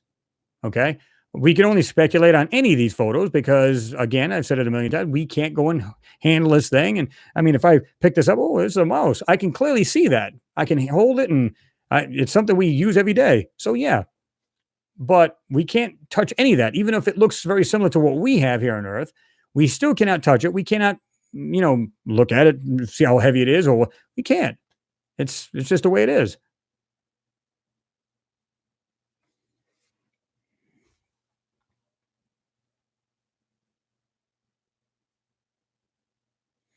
Yeah, yeah, I think so. I mean, like I said, there's a lot of people, including myself, and I never made any bones about this. I monetize my videos. Everybody knows that. Because, like I said, it offsets. Because the gear I got here, the electric, stuff like that, kind of offsets a little bit. I'm not driving around in a Rolls Royce. I'm not driving around anything fancy. So, and it's not like I live in a Taj Mahal. But you said, people lose themselves for one reason, and the only one reason is money. Well, if you stay true to what you're trying to say and not just throwing anything out just for the hits or anything like that, then yeah, you're golden as far as I'm concerned, right? But if you're just making up anything, then you get kind of questionable, as far as I'm concerned. Um, like I said, I work, so I don't really need it. You know what I mean? I don't even need to make these. It's just a little extra money to offset bills and stuff. And I was always truthful with you guys. I always told you that. And it's not a secret. You can go on the video and see that. But I never said. I told people, listen, I'm behind this thing. Uh, you know, I'm behind this computer. As soon as I get out of work, I'm behind it for X amount of hours after this. So it's like I spend a lot of time searching through photos, find something interesting, enhance it if I have to. Make a video of it, do the commentary, blah blah blah blah, upload. So I mean, it takes a bit of work. So I don't see a problem with that. Mr. Caesar. It's not a mouse, it's pareidolia. Now, guys, isn't that swamp gas? Come on now, let's be honest. Chris, he's lying to us. That's not a mouse. That's swamp gas.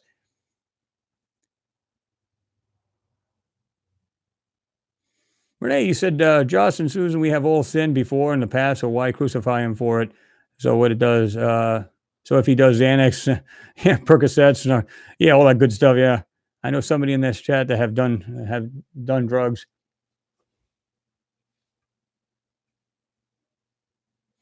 Mike, thanks again for your support. You all love Chris. Yay. But yeah, I mean, like I said, guys, listen, I don't think anybody in here hasn't made a mistake and said, oh my God, that was stupid of me. But it is, right? You move on. That's it. Just move on. I even told him that. Just move on, man. Don't worry about it. Get back in the saddle, do your thing.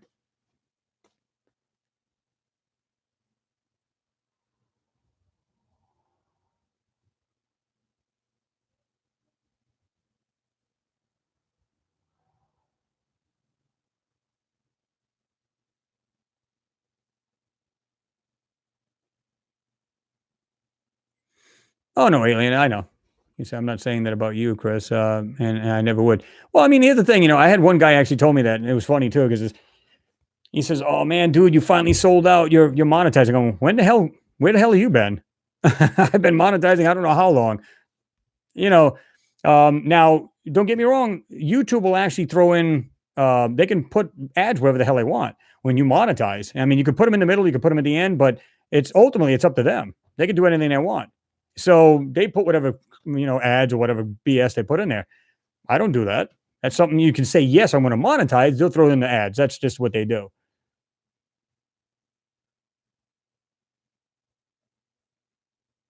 That's a weather balloon. There you go. That's what it is. That Mylar weather balloon. That's what this thing is. It looks like Mylar too. Hey,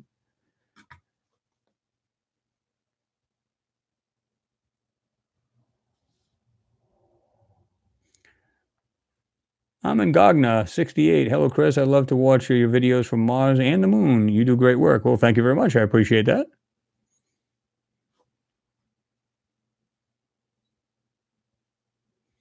Pete's Vlogs, he said, yeah, I made my share of mistakes.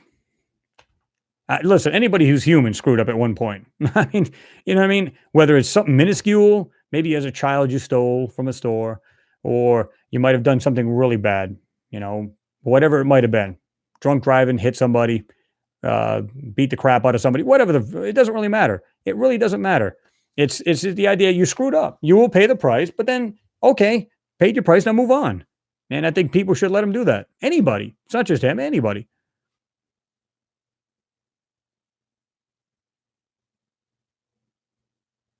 MC Gamer, I'm sure you said, I'm sure in the community has, I'm sorry, I'm sure everyone in the community has had the same shit as me that friends and family think you're crazy when you talk about this subject and take the piss out of you as always say, open your mind.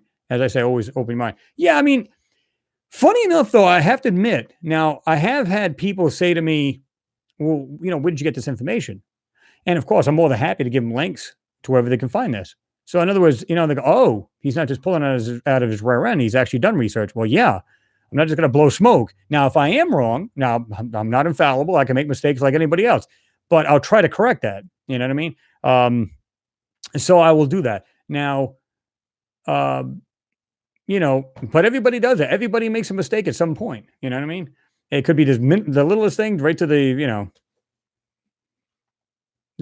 most horrible thing you could possibly do, but you'll pay the price and just move on. But as far as like this here, when you're saying about this thing just jumped on me, I hate it when it does that. That's why I kind of went from one thing to another. Because I'm literally reading these at the same time I'm talking, so I get kind of screwed up.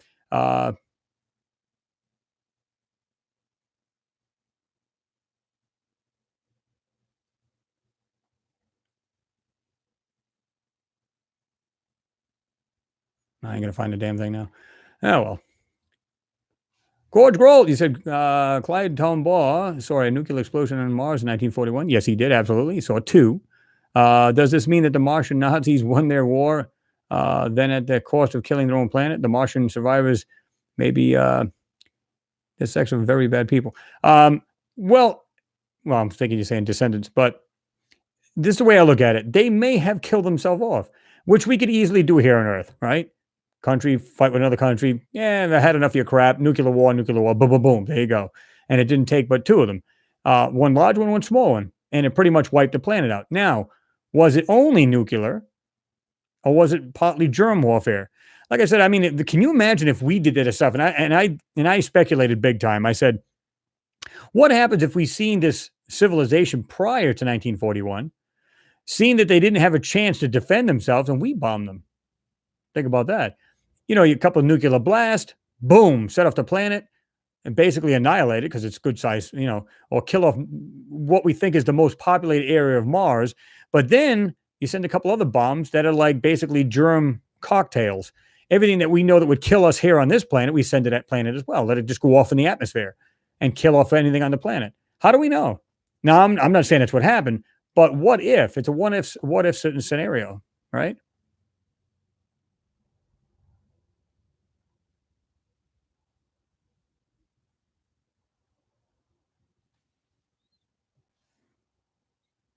Photography like magic. I tore a leg off my teddy bear when I was young. Oh, good one. Now, did you pay the price?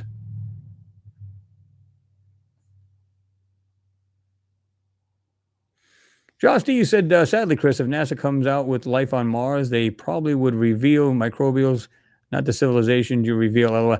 Well, that's what I said. I even said this myself. I said they would probably go very, very slow with this and very slow disclosure. They're not just going to go, oh, by the way, yeah, look at this.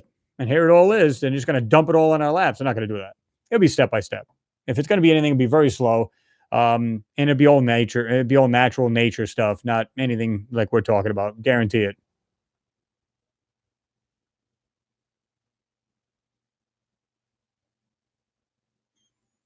What's going on, Timothy? What's good to see you, man. Daniel, thank you for your support, man. Appreciate you. Said thanks for all your work. Well, thanks for being here to watch my work. Like I said, man, I can make a million videos. It isn't going to matter if there's nobody there to watch. So basically, it's your channel, right? I show you the stuff, but you guys make up the channel. Am I right? Am I wrong? So, basically, it's our channel, not just mine. So without you guys, I wouldn't be here. It's as simple as that. So I appreciate every one of you. On keyboard. Sky Team Galaxy, good evening, Chris. Nice to see you. Well, good to see you there as well. Mm-mm-mm.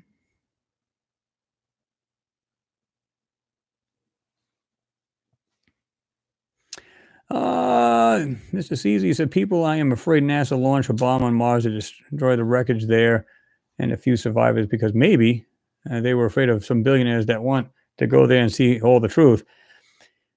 I believe they're hiding a lot of the truth. I absolutely believe that. I mean, like I said, when you take the rat tool on the Curiosity rover, and scientists are up in an uproar about that, I think you can actually put on there. Yeah, you can probably Google this. Put on like NASA grinds off fossil off rock or something like that. And what they do is they use a rock, what they call a rock abrasion tool, which is the rat tool, and they literally just, literally took the thing right off the face of the rock. So it was there, and then it was gone. And there's other people have wrote up about that, and they were talking about that where they seen these photos. They were just like, "What the hell? What was that all about? What'd you do that for? Why would they be doing that? Think about that." Some people say, "Well, why would they do that?" I don't know. You tell me. I don't know. Greg, thank you for your support again. Chris, can I be vice president of Mars with you? Sure. What the heck? You know what I mean? That would be interesting, though. I would love to see, of course, probably half of us, maybe three-quarters of us won't be around to see this, but can you imagine full-blown us civilization on Mars at some point? That would be pretty cool. That would be pretty interesting to see.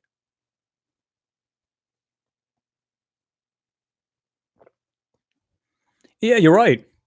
Moon mission, you said they aren't obligated to tell the public anything. Technically, it's a national security issue. Yes, the DoD is pulling the strings. That's right. The military.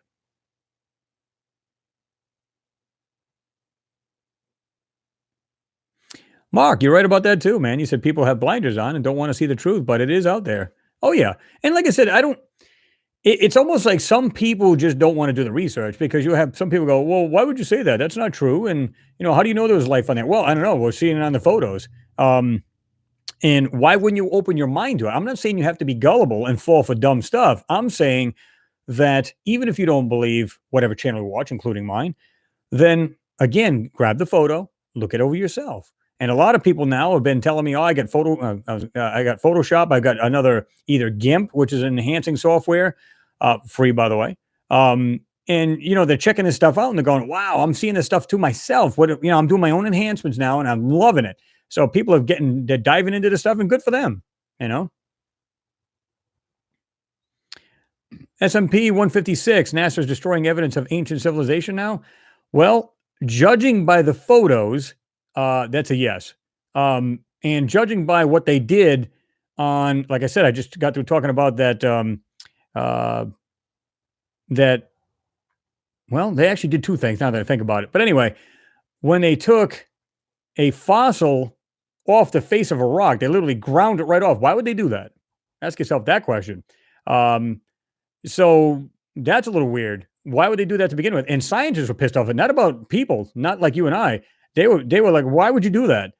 Because there was, like I said, there's another guy who talked about that and said that, I don't know if it was a trilobite or whatever it was. There was something about that. So yeah,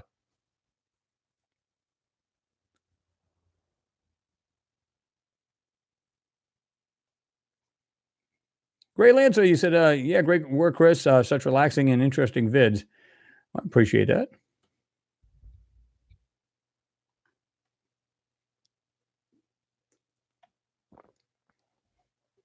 Arts and crafts. Rachel should be queen of Mars. There you go.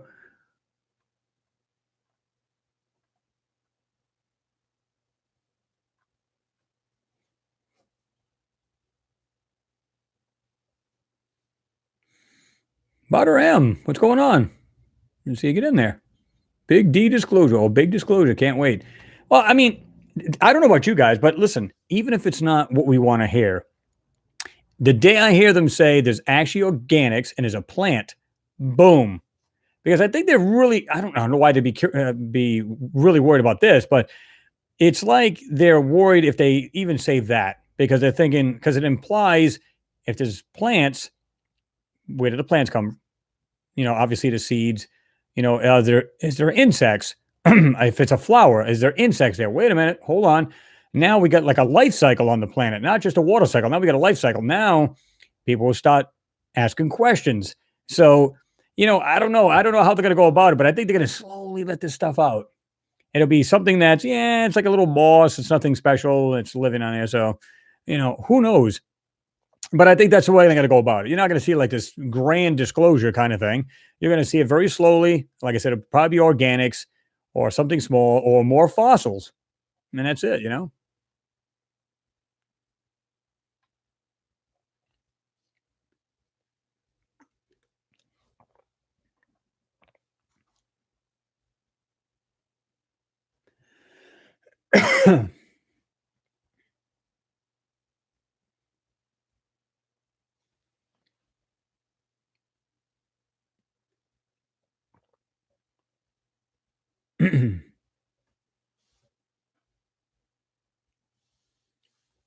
Photography, light and magic, you said, is so addictive. Once you start, you can't stop. It's like a Pringles. Once you pop, you just can't stop.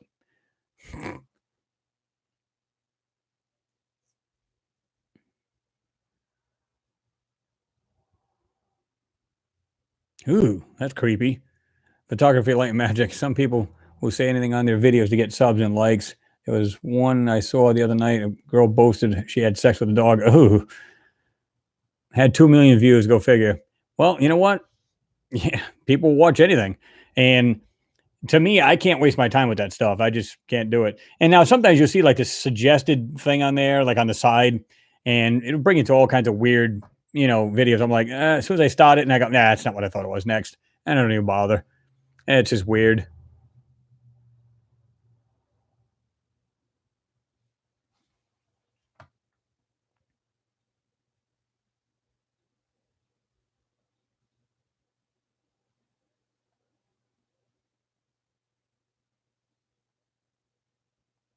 Yeah, I wouldn't mind reading that, John. Beverage you put on there, Death on Mars, good book. Um, there's several books that are similar name to that, but for the one I think it is, I'd like to check it out.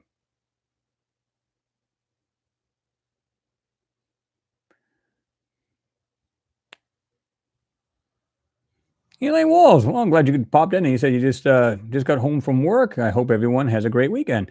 Well, I hope you do too, Elaine. And thank you very much for your support. It is appreciated. You know that. Um, Pete, like what the hell? You said about that comment. I guess I just said. But yeah, I mean, you know what? It's weird. It wasn't as creepy as that, but there's this girl in there, and I'm trying to remember what it was. It was basically, this is no word of a lie. The girl was attractive, but this is what she was doing. Brushing her hair. That's all she was doing. Got like 2,000 views. People like, oh, wow, you got pretty hair. This, oh, whatever. You know what I mean? Because she was kind of dressed with this button down shirt and stuff like that. And then there was another one where she's like opening up a briefcase or something like that saying, what am I to wear, guys? Tell me what I should wear. It's like, wait a minute. This is a pre-recorded video. How does that work? And because she was there doing that, she got like X amount of thousands, if not a million views. I'm going, what the?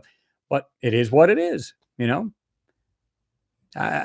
want to watch garbage like that. I would just assume try to do, expand my mind, in the right way as opposed to garbage, right?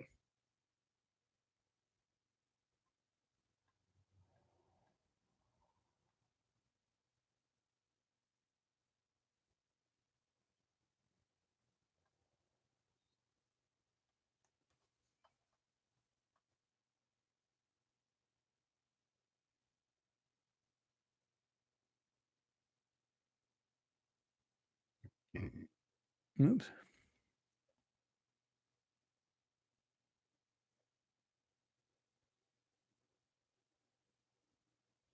Yeah, you're right about that, Martin. Lucas, I'm telling you, the only way you couldn't hide it anymore is if that one rogue alien species just lands in a crowded city. That may be what it's going to take. Because, like I said, now we don't even know whatever's flying in the skies could be just all ours. I don't think that's the case. I think there's more than that. But now, because they let these tidbits out. Well, the Tic Tac UFO may be ours. It's like, well, wait a minute. Okay, so and that thing's like far out, right? There's no wings. There's no anything sticking out. No appendages sticking out of this thing, and nothing. So you go, wow. So wait a minute. Now, if I see something in the sky now, is it ours or is it somewhere else? It makes you wonder. And I think that's the plan all along to say, oh, yeah, yeah. So from now on, whatever you guys see in the sky, it's not a UFO. You guys are just seeing things.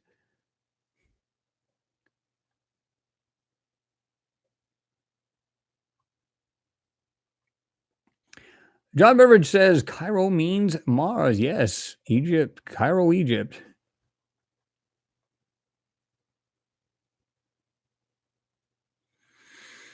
Timothy Ryan, you said, Chris, a new lander on Mars soon? A new rover. They're going to send that one up in July 17th, 2020, and then it's going to land in February 17th, if everything goes well, in 2021. Now, I know ESA was supposed to send, or ESA was supposed to send a lander as well.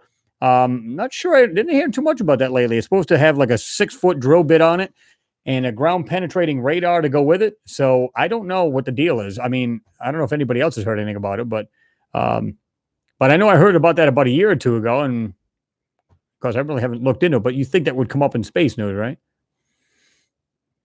John Devon, you said, Chris, we used to live underground too. Well, a lot of ancient people did, right? So yeah, absolutely.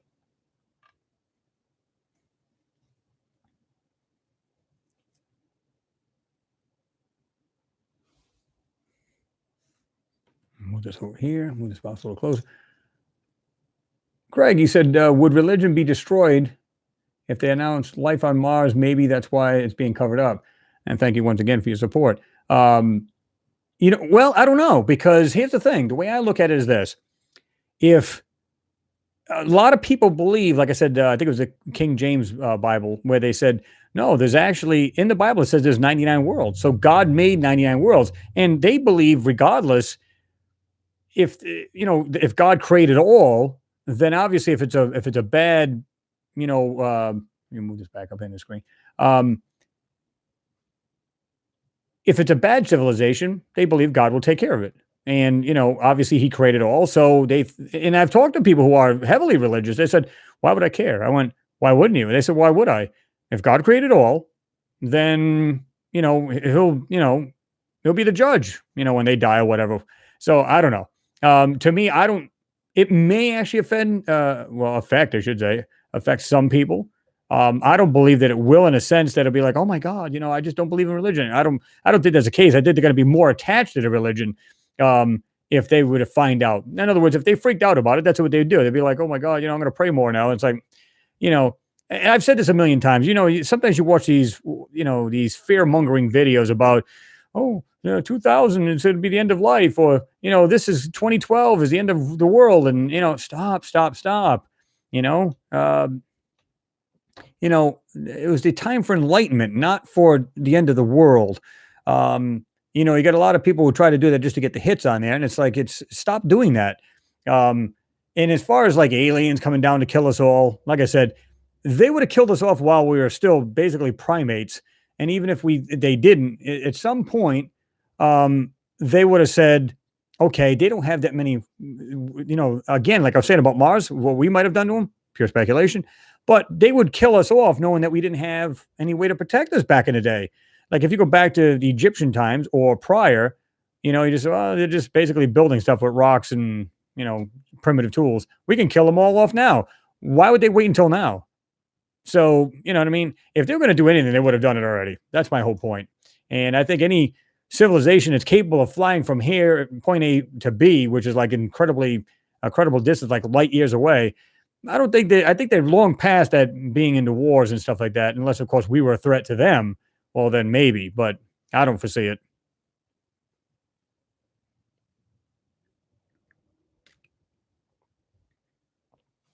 No, down. He just jumped again.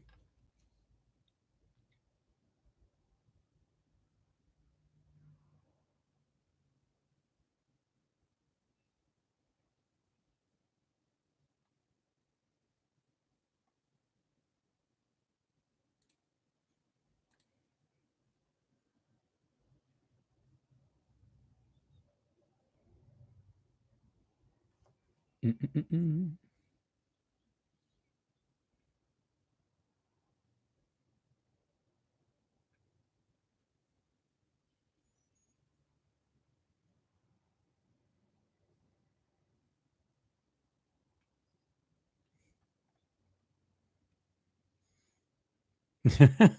That's a good one. Oh, I love it. Who's saying that, Rachel? Was it Jackass who was just on there? Hudson Crafty is saying Chris is gay, but he doesn't come across as gay whatsoever. Even if he was, it's nobody else's business. No, I could say something right now, but there's ladies in the room here, so I'm not going to say nothing. But yeah, married and got 3 kids. Yeah, I'm good. Maybe the person saying that is gay. Last thing I am though is a homophobe, but yeah, far from gay.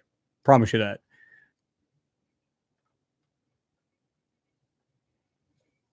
Oh yeah, Pete, we got all kinds of trolls, and they hop right in there from other channels. We know that. I mean, because why would you do that unless you had an agenda just to create havoc, which I think is actually amusing. Really, I think it's funny as hell.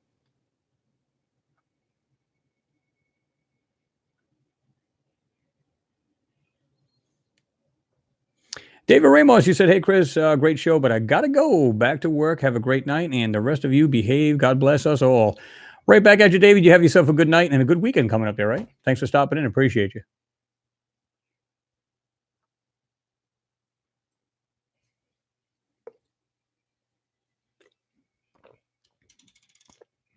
Yeah, Susan, we get all kinds of clowns in there. You know that. I think it's funny.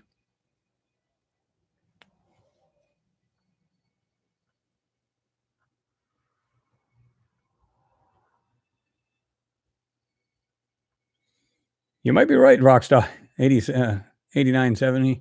Abel. Yeah.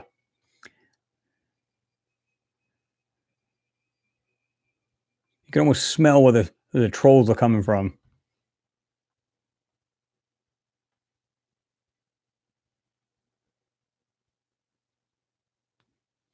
Zulu Vivon, you said, have you shared images that you found with coworkers or wife? I have actually. Um, More with coworkers because they're not aware of the work that I do, right? So what I'll do is I'll bring in photos, and I've showed like a glossy photo I got here where I showed people. I go, "Wait, what do you think this is?" Just for the hell of it, and they said, "Well," and they look at you like it's a trick, like a trick question. Like, "What do you mean?" I was like, "No, no. What do you think this object is?" And they'll say, before they answer, I said, "Before you answer, I'm not going to tell you where it's from or anything of that sort. And there is no right or wrong answer." Okay. They look at it and they're looking at, "Oh, it looks like this." Okay. And I'll ask the other person standing there, "What do you think it is?" "Yeah, I think it looks like this." And then next, I'll go, "Guys, this is on Mars." And they go, "There's no way. There's no way that's on Mars." Absolutely. So, yeah.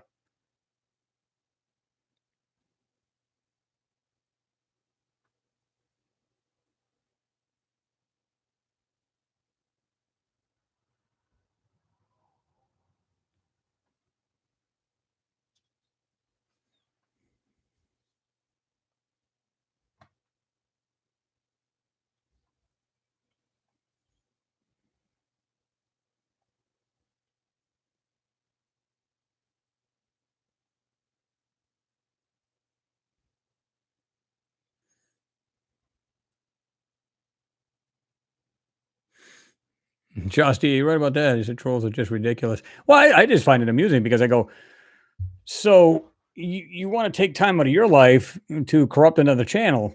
Thank you. I appreciate it.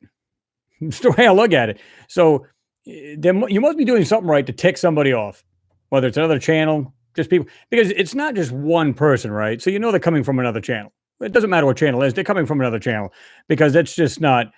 You get one person and you go, maybe they just don't like the feed because it just happened to pop up and they just want to be silly or whatever. So you just kind of overlook it and that's the end of it. But when you get a bunch of them come in within 20 minutes, maybe less, it's like clearly you know it's being a little troll attack. It's like whatever. Like, spare me, simple people. David's taking off.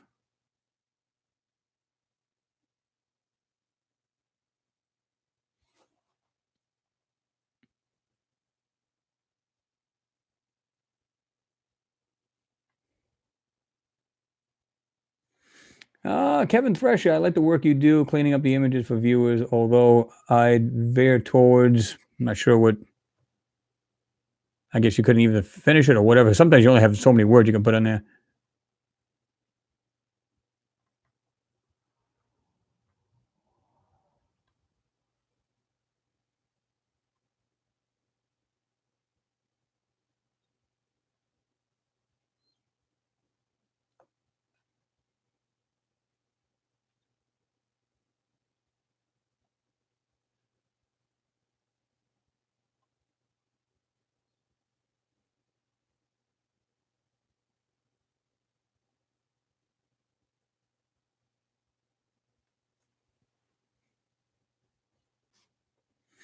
Buffalo, New York, Skywatcher, you said the Jupiter Moon one had my jaw dropped. Well, yeah, I mean, if you if you're talking about Enceladus, the one I just recently did, when you look at those photos, man, I mean, you know, you could look at a lot of photos of Enceladus, but when you look at these particular ones, they have you scratching your head. Some of you guys agreed with the what looked like lights as opposed to plumes of spray of water coming out of there.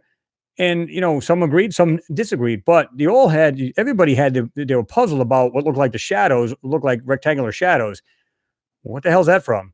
So whether you agreed on some part or didn't agree on other parts doesn't matter. The thing is, it's something that makes you go and makes you want to really think, and that's what it's all about. You know, is it stuff the real deal? Is it something that's, um, you know, is there aliens on that Don Moon? You know, I looked at it a while back. I did a video on it a while back, and when I seen those lights on it, I said, "Those are not lights, man." You know, there's just. I'm not saying it's impossible that it's not water because clearly it can be, but you would think it would spray outward once it got out from the moon at the very top would start to spray out like this. You don't see that, you know, because if the sun is shining on that vapor coming out, right? So the water vapor is going to instantly freeze, you know, ice crystal. So they're going to be highly reflective.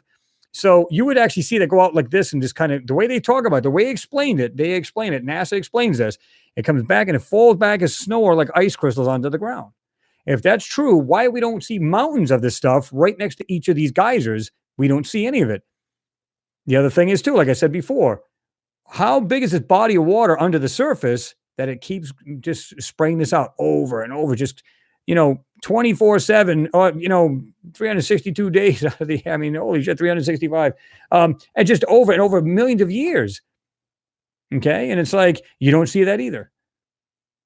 I don't know. You know, when you put all that together, you just start thinking, you just go, yeah, that is a little weird, man. And like I said, a lot of you guys, well, I wouldn't say a lot of you guys, but some of you guys were like, no, I don't know, it might be still water vapor, but that wall thing has got me. And if there's just one thing that puzzles you, you got to ask questions, research it, you know? Equalize, he said, I'm a bit late. What did I miss? Anybody want to fill him in? Like, we covered a few topics there.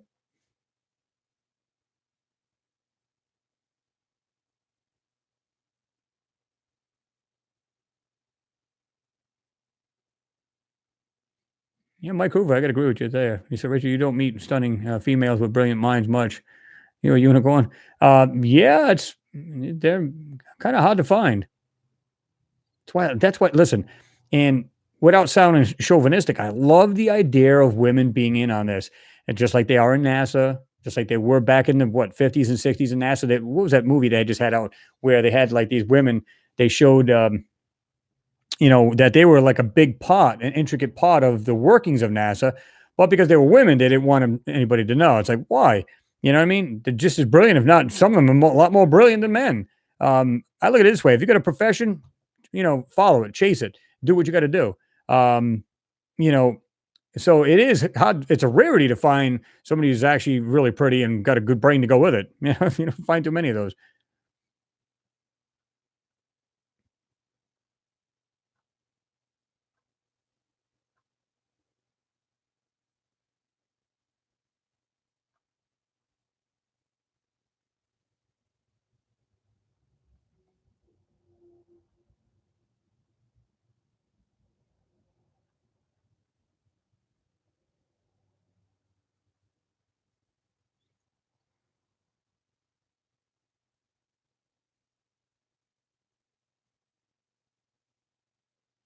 Yep. ZZKG, or KJ rather, I'm sorry. BRY, women rock. They were the computing power. Yes, absolutely. And it's funny. I had a neighbor that come by and she's like, well, I got to have somebody do work on my Honda Element, my little SUV thing she had. And I said, why? What's wrong with it? She said, well, not running good at all. I think it was running on like two cylinders out of four. Um, I said, so I asked her questions about it, and she said, well, I've actually got a mechanic coming over. I said, oh, cool. If you need any more help or anything, just let me know. She's all right. And so, funny enough, I come out the house and she's standing there. She says, oh, yeah, here's my mechanic. It was a woman. And she said, I bet you're kind of surprised. I said, why would I be surprised? Did you go to college for it? She said, well, yeah. I said, why am I surprised? I mean, that's great that there's more mechanics that are women. That's awesome. I have no problem with that.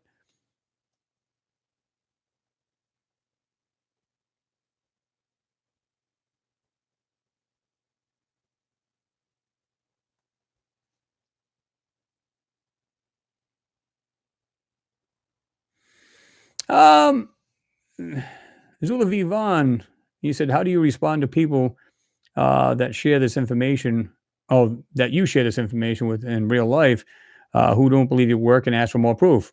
Well, again, I sent them to, obviously the internet because I want to show them the actual legit pages so they can read this information themselves.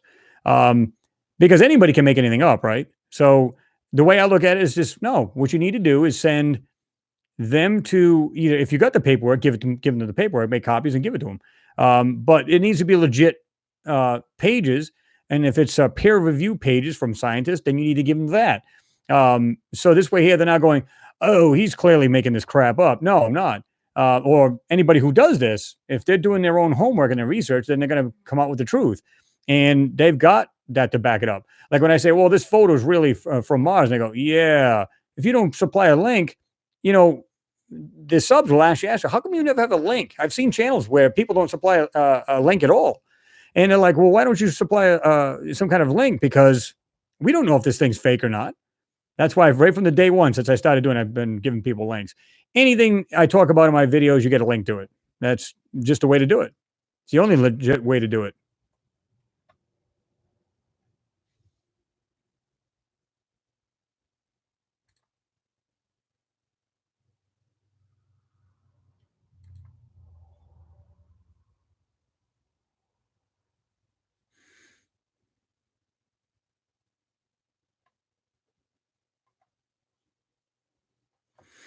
Greg, taking off. Well, glad you stopped by and appreciate your support, man. He said, got to go, everyone. Have a good evening. Well, you do the same, man. Linda Borum says, when's your next video going up? Love them. About 10 minutes after this live feed ends. Got another Mars one for you guys. And this one's cool. Like I said, I usually do some on other people's finds. And of course, I give them full credit. And then I find other stuff in the photo when I go over it.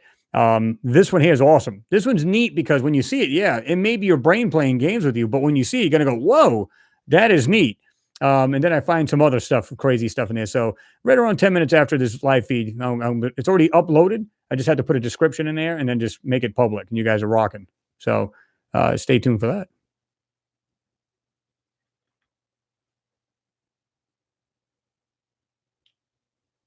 Alien. Now, behave yourself. Women are like fine wine. When the bottle is drunk, you're all beautiful. And sure, alien bash. All right, girls, beat up on him.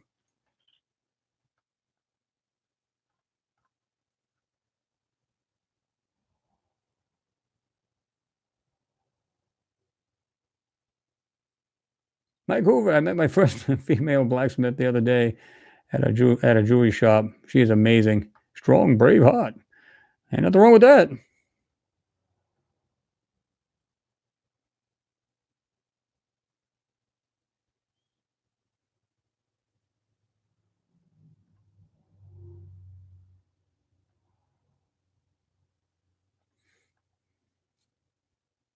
William Johnson said, I'm a freelance mechanic. Female mechanics are great.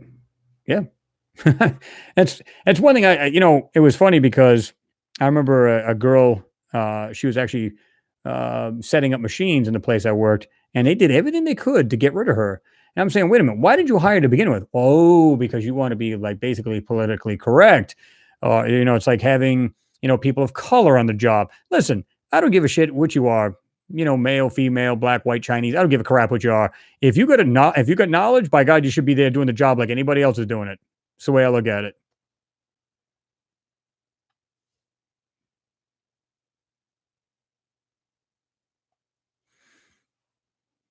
Astrobat81, you said, it's getting late here, 1 in the morning, and I need some sleep. Great stream. As always, take care in the chat. Nighty night. Well, thank you for being here. I appreciate you being here, and you have yourself a good weekend there, right?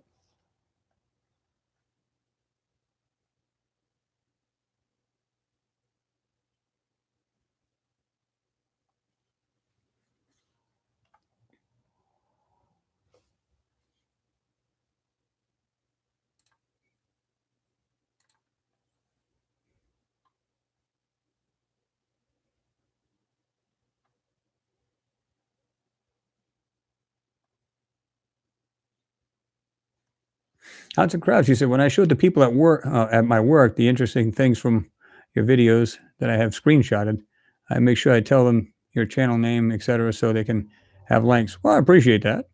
I mean, that's the only way to look at it, because if people go, really, I want to see I want to really take a close look at it, whether it be a regular photo or a pan, because some of gigapans and some of them are just, what's the other ones they have? There's something similar to them anyway.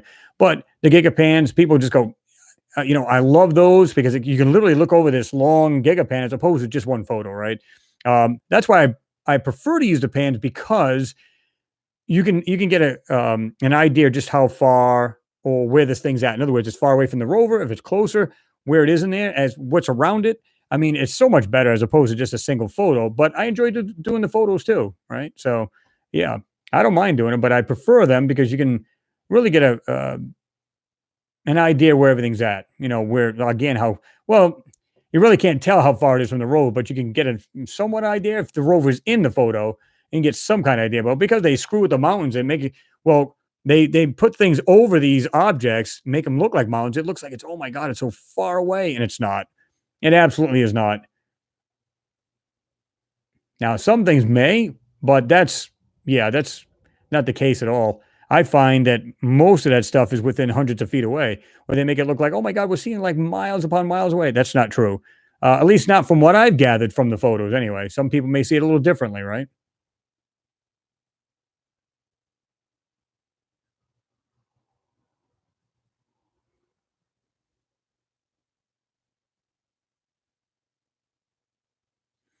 Oh, yeah, you couldn't be more right about that, Rachel. There's more to my life than serving a man and making food. I am my own person. Women are people for F's sakes. We are not pleasure bots. Absolutely. Absolutely.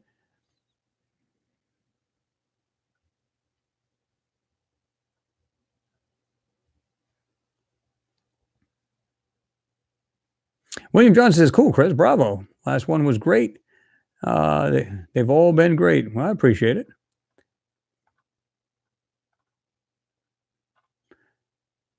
God, I hate when this thing does this.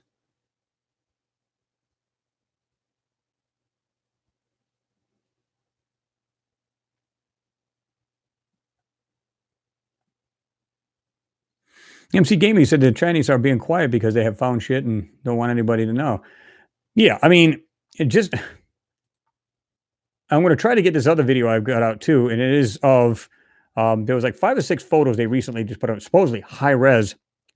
It's not high res; it's complete garbage. When you see it, and I literally can show you what they did. They literally went around the lander that they had because they got the Chang'e 4 that came off the lander and then pulled away, and you can see the lander, and of course you can see the landscape, the lunar landscape, absolute garbage. And it's not. Here's the weird thing: when you zoom into it, it looks like you can see all kinds of compression artifacts. They're not real. They're actually stamped in there, and they're put over everything in there. But what you can see is a silhouette of what look like some kind of weird structures or something.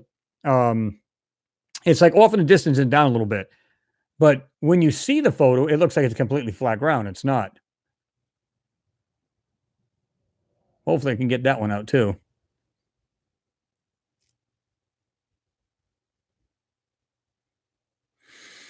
I've thought about a moon mission. You said any plans for doing a live stream on the moon channel? Well, I think, a lot of people, I don't know if anybody would want to see that because it's basically, we're going to be basically talking about the same topics. So I don't know. Um, it depends on you guys, right?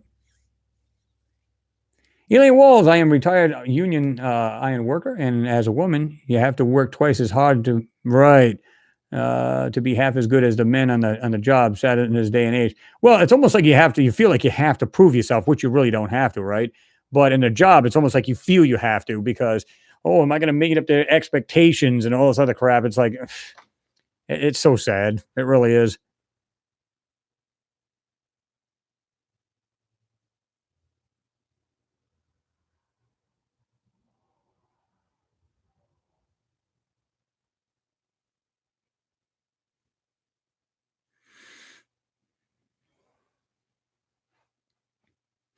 MC Gaming said no moon mission, and if there was, it would be fake and CGI. Well, I think they did that. To be truthfully, I think they had, like I said, two things going on. One was the real missions, um, and I'll tell you why in a second because we already covered this. But um, and the second one is the actual what they gave to the public, and that is CGI, a lot of stuff, information put over these photos, because I found many things on this moon that clearly are there in the photo, and it's not something you would see on some kind of set or whatever. And the reason why um, I say that is because think about this again. We get this mission, and I always focus on the Apollo 11, right? We get this mission that shows they're having a great time on the moon. Oh yeah, woohoo, wee wee, having a great time and throwing stuff and just zipping around in the buggy and everything else. I'm going, wait a minute, okay. So how do we go from that to these guys and be in a somber mood during the press conference? Can anybody answer that? It makes no damn sense. So was the Apollo mission photos that they show the public, were those fake? And then the real stuff went on behind our back. And when they came back, they really seen something because think about it. Why this huge like pendulum swing in feelings? Like I said, they were like, oh yeah, they're ready to board the spacecraft, ready to go to I was gonna say Mars, but to the moon. Like, yeah, yeah. And everybody's going, yeah, yeah, and having a great old time.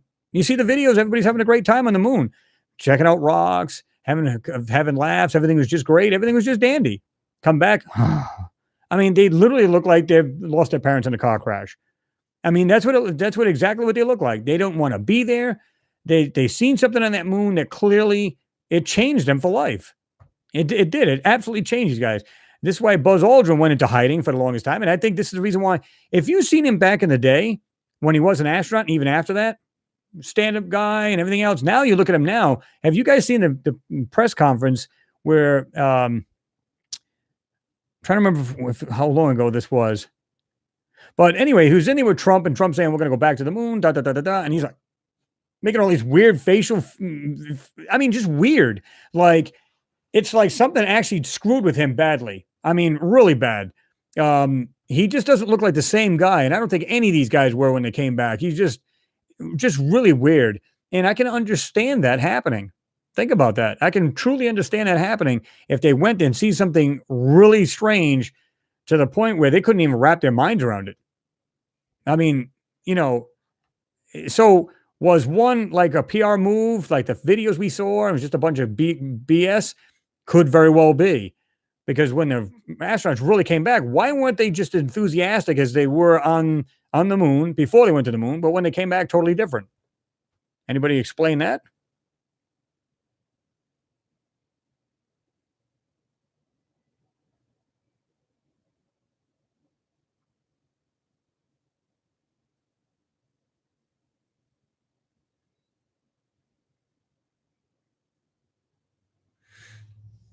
Rachel, you're right about that too. I know I'll never be physically strong as a man, but my mind is a muscle. It's a strong thing I got, the strongest thing I got. Well, I'll tell you what, some of the women I've worked with, I'll tell you what, they're just as strong as some men, if not stronger.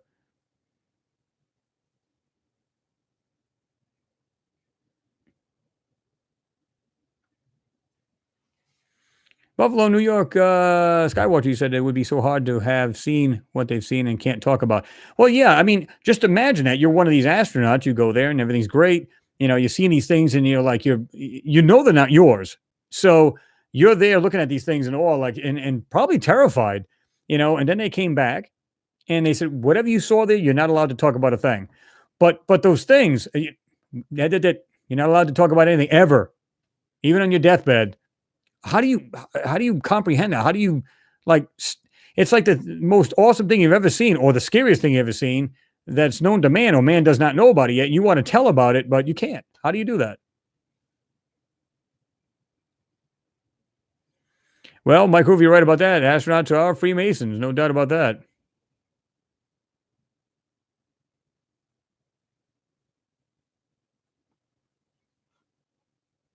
Holger Eckert, you said, whoops, Moon Story was a hell of a ride for one person. Crazy.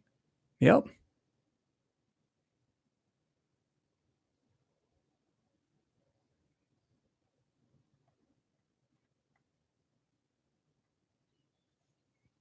Let me see. God damn it.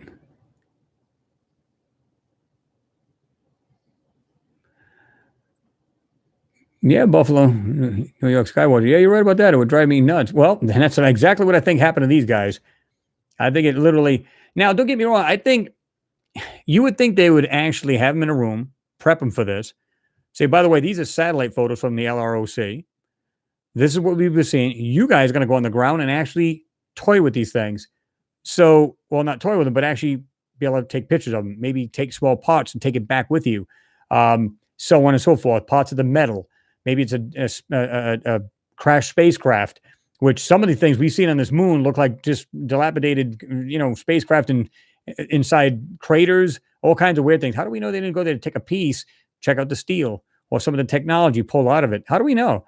Pure speculation, of course, but it would explain why supposedly when they came back with the moon rocks, they were petrified wood, fake garbage.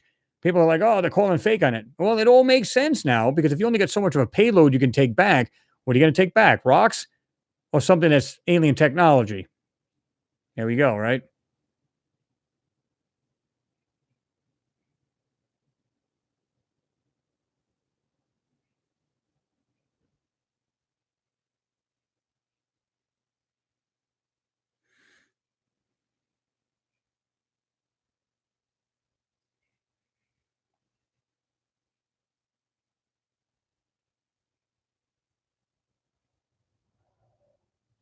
Well, you get that a lot, Zulu Vivan. You said a common question I get is why isn't there at least one astronomer who observed the moon that doesn't come out and say the truth about structure? I don't know. Truthfully, I don't know.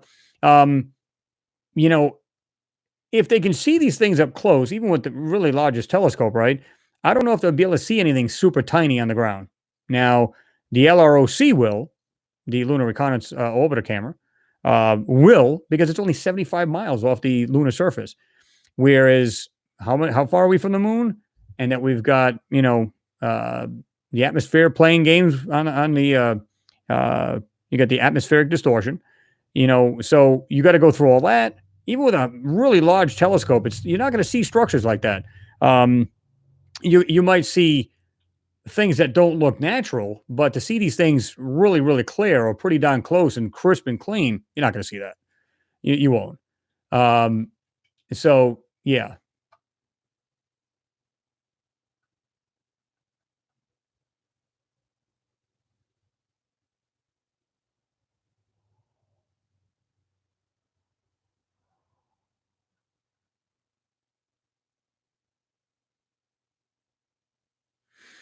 Pete Ferrero, he said, all military, all under orders with a little brainwash.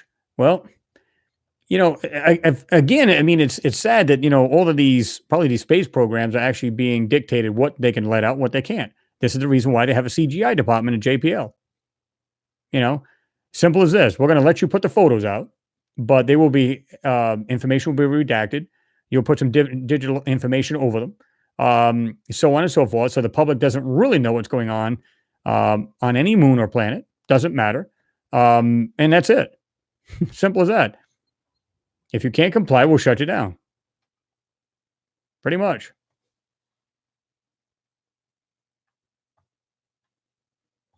Mr. Wayne, what's going on? Good to have you in there.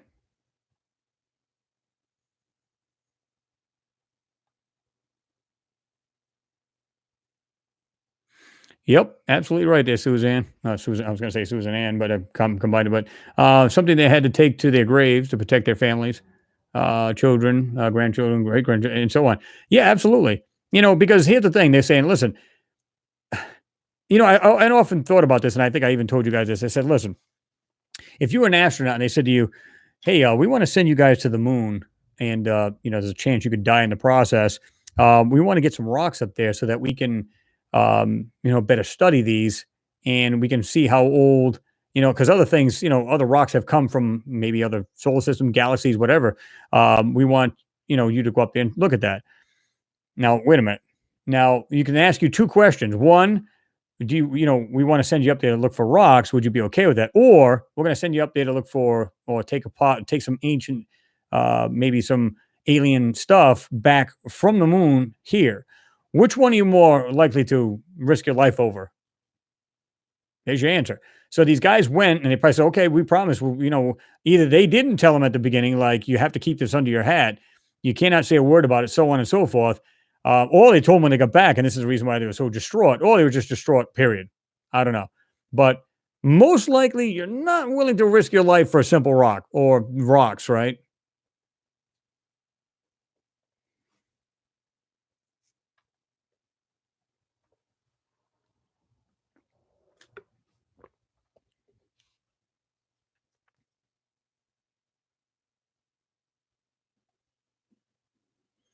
Moon mission. I do better than most with a 16-inch. I've actually watched a couple of videos. Actually, good stuff, to be truthful with you.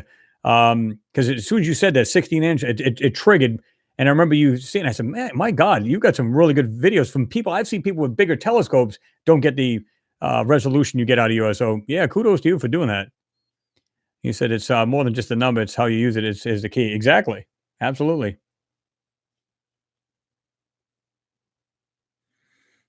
Pete Ferrero, he said, my dad won't speak rather of World War II, so the astronaut's attitude is understandable. Absolutely. I know a guy that was in Vietnam War, and he won't tell you some of the stuff that went on in there and what he had to do while he was there. He won't tell you because one, it'll bring back bad memories, and two, you just don't want to hear about him because especially if it involves kids, yeah, you don't want to hear about it.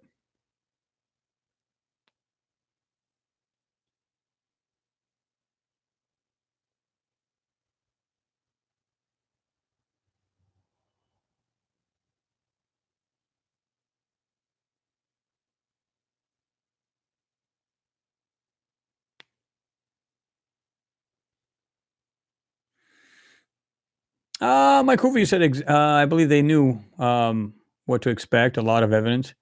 They were supposedly hypnotized when they got back. Now, I never heard about being hypnotized, but um, it would, it, like I said, I think it was just plain and simple. They came back and they said, "My God, man, I can't believe that's not ours." And the stuff was huge, or whatever they saw there, right? And they said, "Yeah, that's all great and everything, but you can't speak of it." It's like, what? So they probably had all kinds of like um, people they had to talk to, whether it was shrinks or whatever they had to talk to, or some kind of counselor or whatever it might have been. I'm sure they had to do that, and they probably still weren't right after that. You know what I mean? I don't know how they can be after seeing something like that. It's not like, you're going to see like an old mansion that's like, ooh, it could be haunted. You're talking about another body right next to Earth. You're stepping over, you're risking life and limb to go there. Once you get there, and they've already briefed you, but here's the thing: when you get there, briefing's one thing, and they say, "Well, there's an aerial satellite view of it, but you're going to be right there, actually touching it." And when you get there, and this thing, we don't know how big they were, all pure speculation, of course. You get there and you see these things. How do you react to that? And they say, by the way, it's nobody on the planet's ever made this because it's been here for X amount of thousands of years. By looking at the satellite photos, that's what we think. How do you react to that? I mean, there's just no way around it.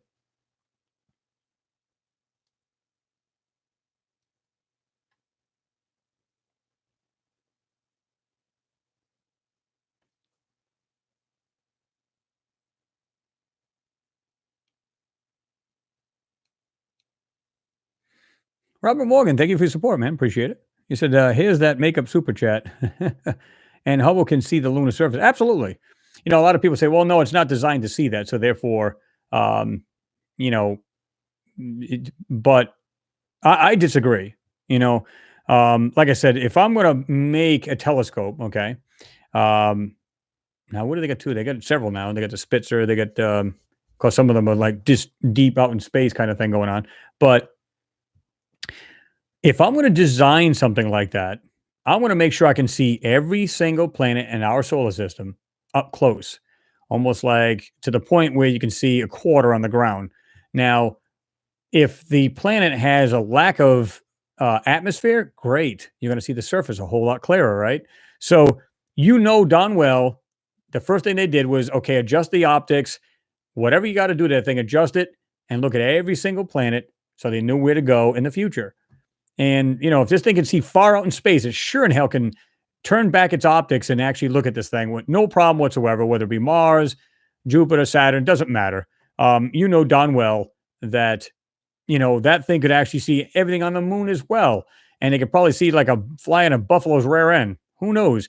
And that thing, you can almost guarantee it. And guess what? There's no atmospheric distortion out in space. Yeah. Susan, you're right. He said, yep, they all came back with PTSD. And it would not surprise me at all because just look at the reaction on some of them guys, man. They weren't right after that. Mr. Wayne, you said you are mentioned today by the real Jimmy Roberts. He had a real great episode today. Yeah, he told me about that earlier. He actually texted me and said, oh, I gave you a mention because it was something to do with that actual, looks like that piece off the ledge of that hill and really cool to see. And in fact, I just did another video. In fact, that's part. I actually threw that in there in that video that you guys are going to see after this hangout.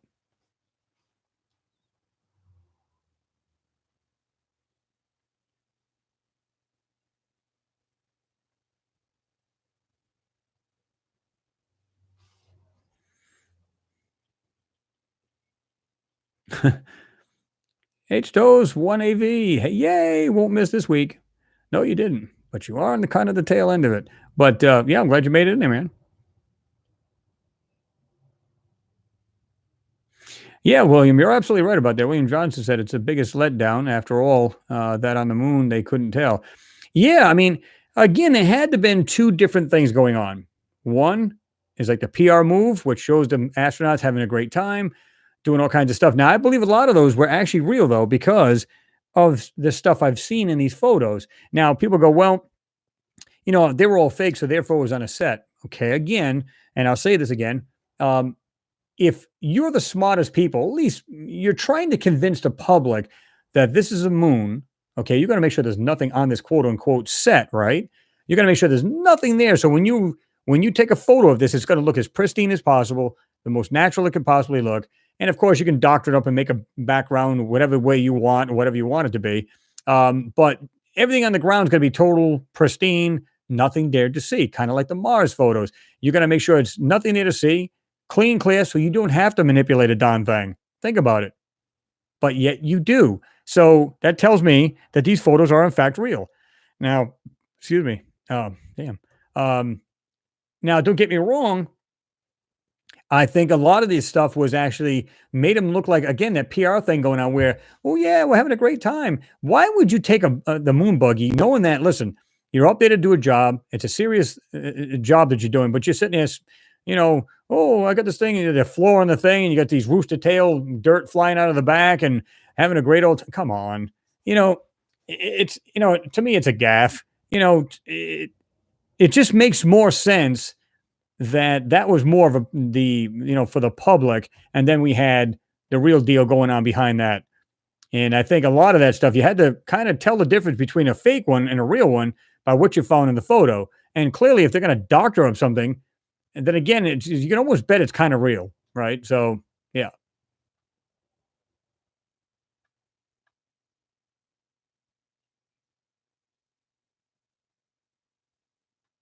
Well, that's what they claim, Mr. CZ. You said Hubble can see a planet 7,000 light years away, but not the surface of the moon without that blur.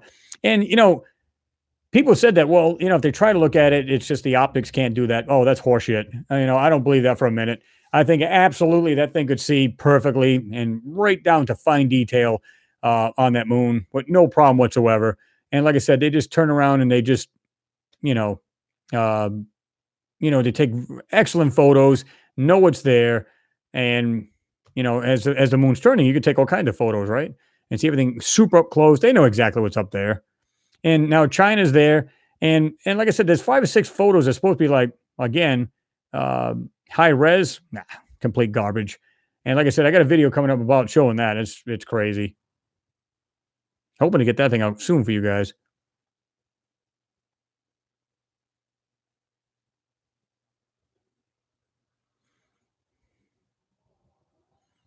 Yep, absolutely. He said all the astronauts were military for a reason. Yeah. They're either fighter pilots in the military somehow or whatever. Yeah. They, again, they could probably keep their mouth shut. But here's the thing: even if you said, "Well, okay," like you go into combat into different countries or whatever else, okay, that's like obviously can't divulge that either. But when you're talking about something on another planet that's clearly not ours, you're not going to tell the truth. You're gonna keep that and take it to the grave, right?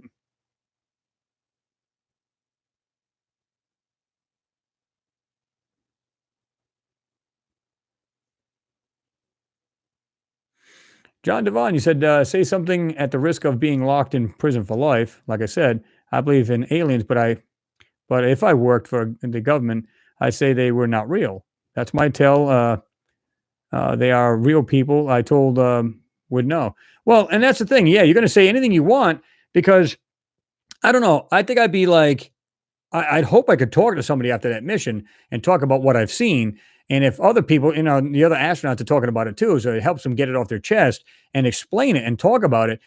I think that would help. And if they had some kind of counselor or something like that and say, okay, yeah, but you got to keep this to yourself. We could talk about it, like, and if they find out more information about it, like, who were they? How long have these things been here? Well, this is what we speculate, so on and so forth. It would help them, with the PTSD, right? You think it would anyway.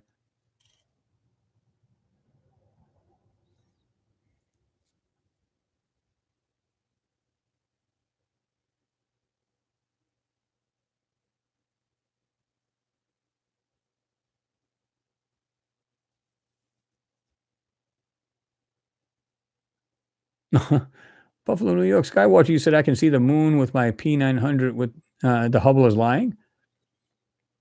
Um, yeah, I mean, I'd love to get a hold of them cameras or at least one of the P1000s now, right? I don't know if you had a chance to actually see one of those bad boys up front. But it's got great zoom on that thing, awesome, but you're not going to be able to see better than a telescope. As far as the Hubble or the LROC, because the LROC kind of like trumps everything, right? There's no way around that thing. It is taking fantastic photos, and you can tell the ones that look at the LROC. If you think that these photos are not being manipulated, go look at some of the photos that were from Apollo missions, where they look like they like I use that term like mashed potatoes and stuff. Like it looks like in these photos, as opposed to nice, clean, and crisp craters. Then look at the LROC photos, and a lot of them are crisp and clean. I mean, really good. What's the difference here? What's the deal? Why is there such a discrepancy in the two photos? What they took and what the LROC can find, right?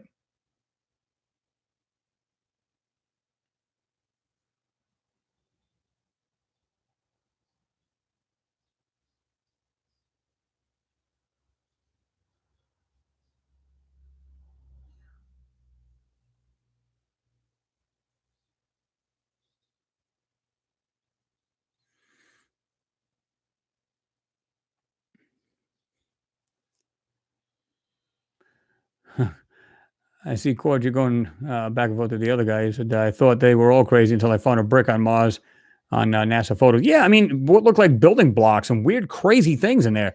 You go, okay. And again, it's anomalous because it stands out from the rest of its surroundings. And I've made a comment before on one of my videos. I said, here we are, guys, just nothing but chaos, just rocks everywhere, just normal, what you'd normally see anywhere in a mountainous area here on Earth, too. But yet there's something like a building block. Let's say you took a perfectly good cinder block and just put it a bunch of rocks. It's anomalous. It differs from its surroundings. It's as simple as that. And you got to question that. Well, clearly that's intelligently made. If you've seen a cinder block thrown next to a hill with all kinds of rocks coming down from it, clearly that's intelligently made. And I made a comment in the video I just did. I said, if they seen these kind of ruins or things laying on the ground here in ancient civilizations, like here on Earth, you'd automatically say it's ancient civilization. But because it's on Mars, that's a bunch of crap. Oh, crap. And that's not true.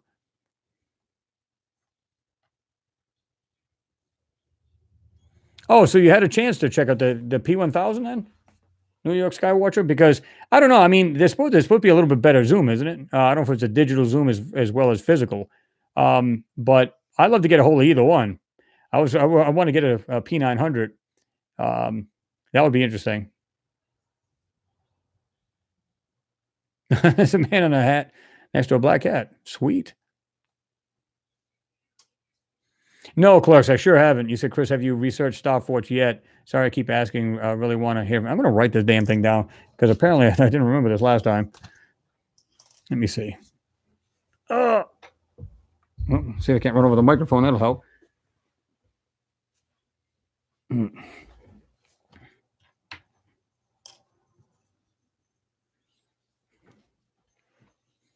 All right. Star Forge. All right.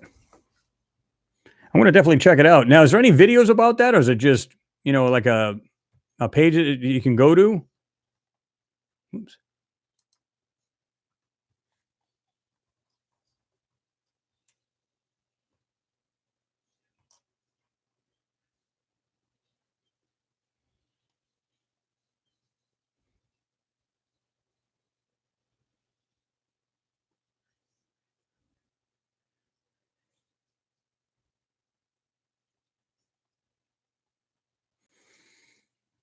Oh, to translate what the Russian person is saying, they're saying to maybe add photos to the stream so it would be more entertaining. Well, I'm thinking about doing that too, which I'm going to just go into more. You might actually see me doing some testing pretty soon with the OBS software. So it'd be just basically testing it out. And we may start doing that where we can actually put photos in there. We can discuss them and stuff like that. So not a bad idea. I've already thought of that myself.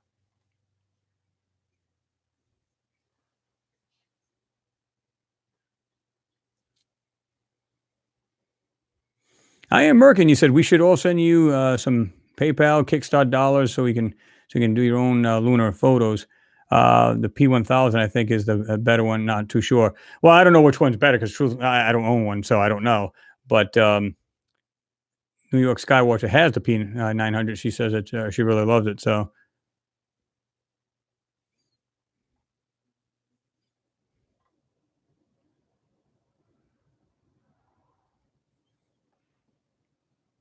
ZZKJ BRY said Mars rovers gave us the chance to be alien paleontologists. Absolutely, or archaeologists, whichever you want to do.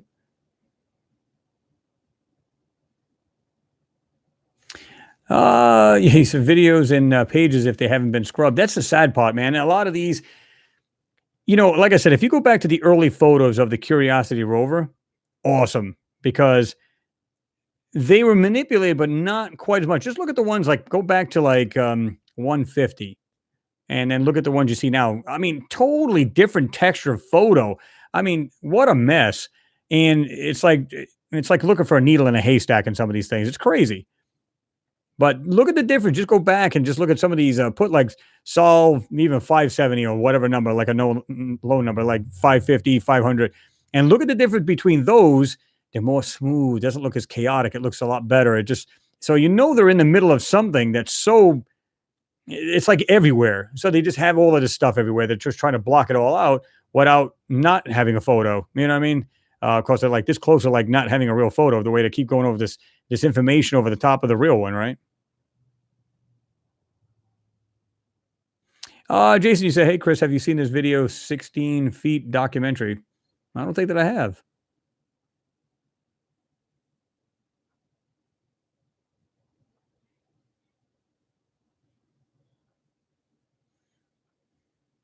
Pete's Vlog says, I'm back.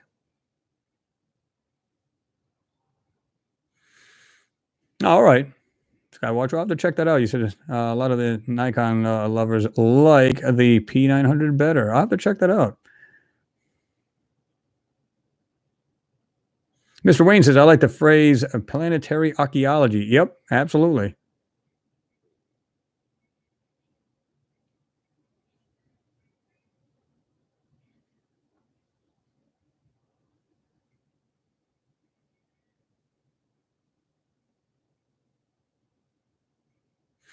Um, Zula V. Vaughn, do you think there are UFO bases on Earth outside of the ocean, like on land? If so, where do you think? Well, it'd have to be somewhere desolate, right? Where not too many people go, because it'd be easy to be able to come and go as they want. Now, obviously, if they're in the ocean, they could just come in and go. They're underwater; nobody will ever see them, unless, of course, they see them actually transitioning from the water to the air. But um, as far as I'm concerned, and a lot of people, that's why they talk about Antarctica, places like that, maybe one of the poles, period. You know what I mean? So, because it has to be something, like I said, a desolate area where nobody will actually see them come and go. And that's the only thing I can think of, either like in Siberia where there's, where it's just brutally cold and I can just come and go, maybe inside of a mountain or whatever. I mean, again, pure speculation, but where would you hide? You'd have to go somewhere you can hide so nobody would actually see you come and go. Well, they see you come and go, but they wouldn't see where you went, right? So, yeah.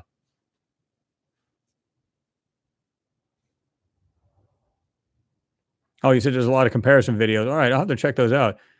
But from what I heard, it was supposed to be the bomb, the new P1000s. But maybe you're right.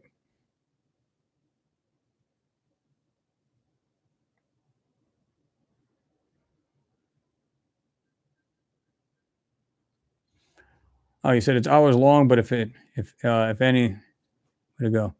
But if any of it is real, wow. Yeah, I'll have to check that out too.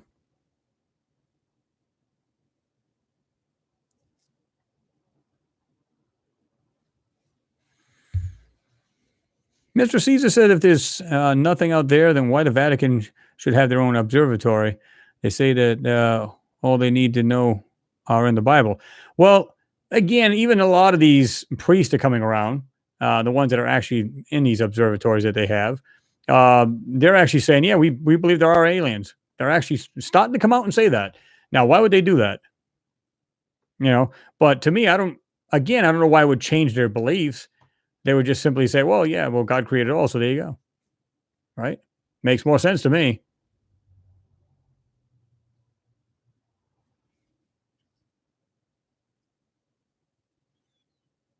369. Hey, Chris, thought I would check into your chat. Well, that's cool that you did that.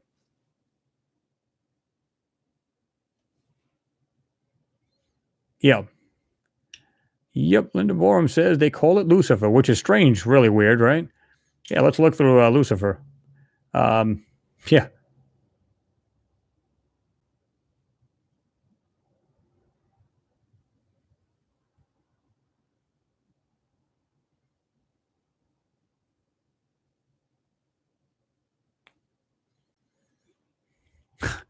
Rachel actually eats more healthy. Sweet. I don't drink at all. I find beer gross. I got to agree with you. I'm not a big fan of beer. Now, I don't mind it, but yeah, I'm just not a big fan. Of course, I'm not like my buddies to be like, oh, yeah, I had like 5 captains and passed out. Ridiculous. You won't even catch me drinking, to be truthful. What is that? Oh, somebody's. Oh, moon mission. Yeah, you said it says your message was retracted. Just go ahead and type it again. I don't know why it does that, but it does.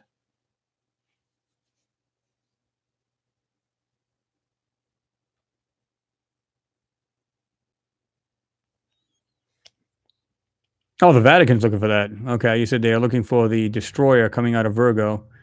It's in Google Sky. I can paste the coordinates if you want. Yeah, you can put it in there if anybody wants to see it. Yeah.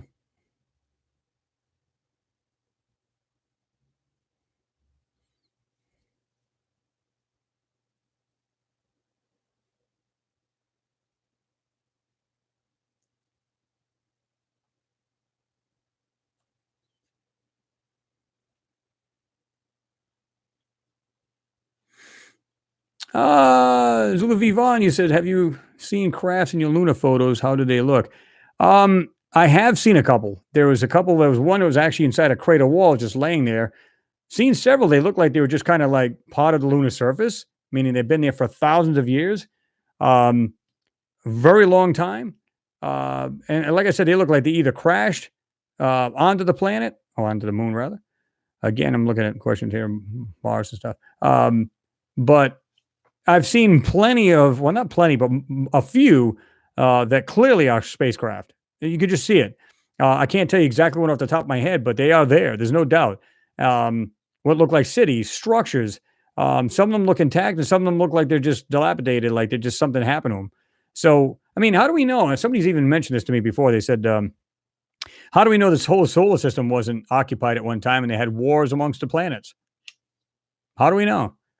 I mean, it's long probably before we were around, but or we're like in our, like I said, our fifth cycle of life, and our first cycle we were probably more advanced and whatever else, and maybe we were spacefaring and everything else, right? Who the hell knows? Who knows? We're a lot more than what we are now. Maybe we did planet hop and everything else, and we could get around and everything was fine. And who knows? And we had a war amongst everybody, amongst the planets. Again, what I found intriguing, and I never thought of this before, is like I said, they had that article I read to you guys that our solar system was in a different part of the galaxy back when the dinosaurs were around 65 million years ago. So if we were in a totally different area in the galaxy, how do we know that something didn't planet jump from there to our solar system from other, you know what I mean? Just planet hopped. How do we know?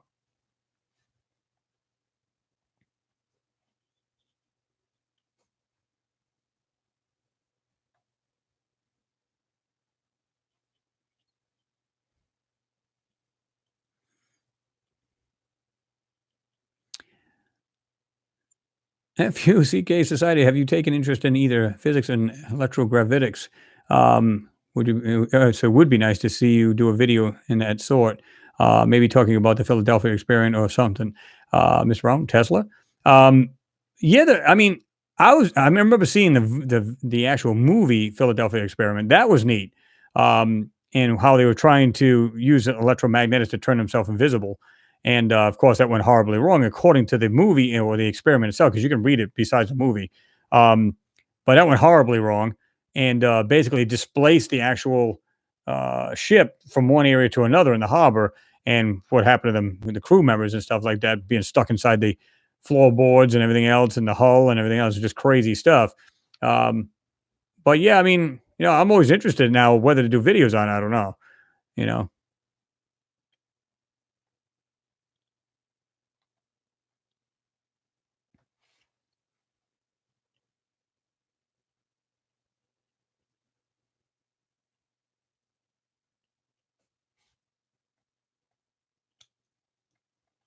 Archer Crouch, you say, I love that film. Yeah, it was pretty darn good.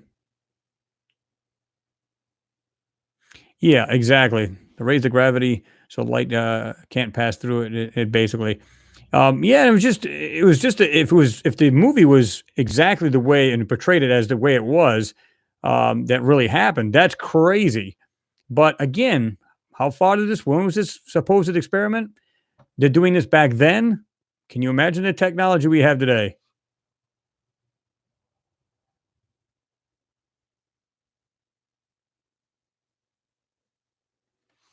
Oh, okay, Oxygen Crash. We didn't know that. Said FUCK. Society is my boyfriend. By the way, guys, we're both watching. Oh, okay, cool. Good to have you on there. I don't know why that was helpful. What do you call it? But okay. For review.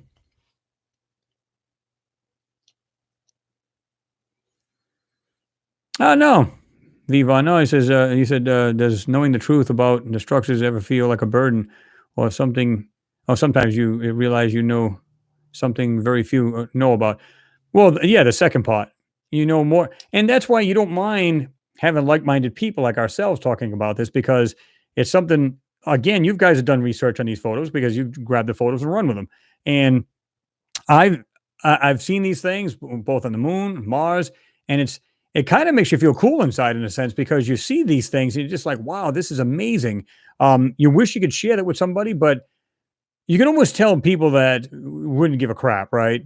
It's the person that's always, just doesn't give a crap and basically about anything. In other words, they don't think about they don't think outside the box. Now, sometimes people you can get them to say, "Really?" And they'll get interested in what you got to say. Really? Well, I never knew anything about that. And they're like okay with it. And then of course you get the hardcore skeptic, which is fine with me. I like skeptics. But some of them just refuse to even open their minds at all. And that's where you just got to walk away, right? Because there's no point.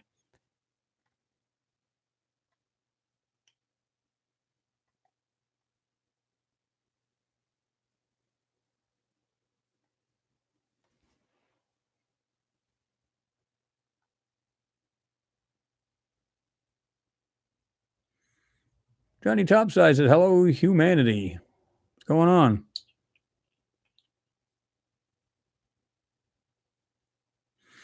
Yeah, absolutely. ATOS, even I know CD-ROMs were demoed in 1976. Well, yeah, I mean, heck, I remember my uncle having remember the big video disc? They were like a 12-inch disc, and they went into that was long before CDs or DVDs, and they were playing those things back in the 70s.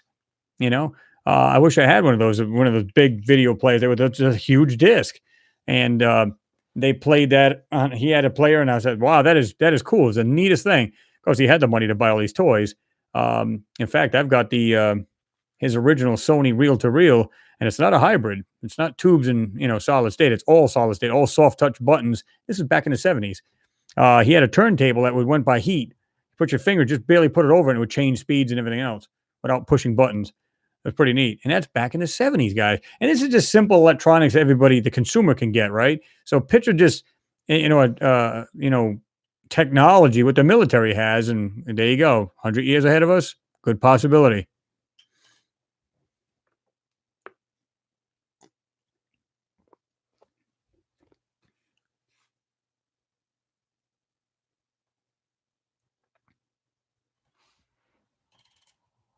Mark Matheny said they need electromagnetic propulsion. I'm sure they've got it. I'm sure just about any propulsion they can possibly think of, whether it be plasma, ion, whatever it might have been. I'm sure they've come up with it all. One would probably be better than others, and so on and so forth, right?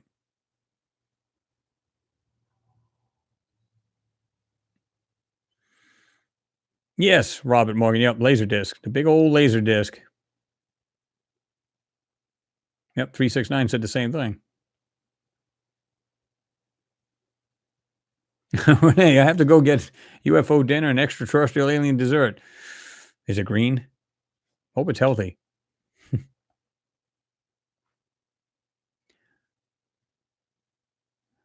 I don't know if Renee's coming back or not, but Renee, if you don't, well, good to have you here and you have yourself a good weekend there, right? Johnny Topside, you said, do you think aliens care about us? Well, they don't want to annihilate us if they're out there. They sure in heck don't want to do that. And I think if they're above all that warring and stuff like that, I would have to think that they want to see us progress, because we're basically part of the neighborhood. So you would think they'd want to see you actually progress as opposed to going backwards, right? Or regress. So they don't want to do us harm because they would have done it already, I think.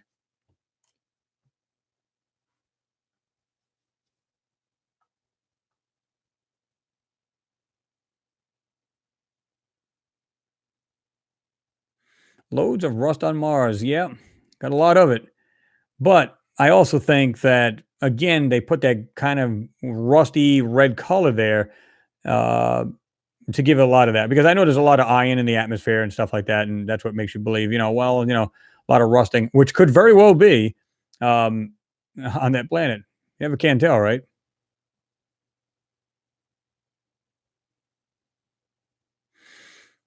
Uh, Zulu, you put on there what made you want to create your own channel. Well, like I said, I was looking at these photos long before that, and I just decided. I said, well, uh, as I'm looking at this, man, I'd like to be able to express this and show these people what I'm seeing is just crazy.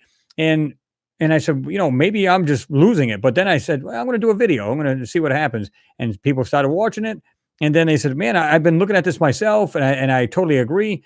Now, some people have different ways they think about it, way they see things, and there's nothing wrong with that. In fact, I invite people to do that because again, is showing a critical thinking mind and not somebody who's just like, oh, I'm just going to follow the leader because he's there. No, I don't want that. I want critically thinking people. And, many of you guys have said, oh, yeah, man, I look at these photos all the time. You give us the link, we look at them and we tear them apart. That's what it's all about. That's what makes me feel good because that's what it's all about. It's not about, hey, let's follow the leader or me trying to jam it down your throat saying, no, this is what it is. You have to believe me. No, no, no. That's not how we work it here. It's, I find it, I show you what I think it may be and just speculate. That's all we can do. I just purely speculate and I go, guys, what do you think it is? Do you agree with me or do you find something different? Do you see something different? So yeah.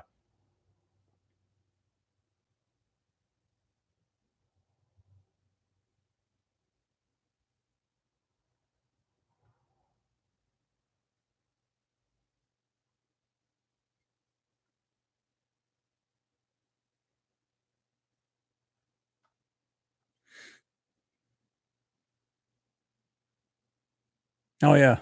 One mission, yeah. AS17-P2311.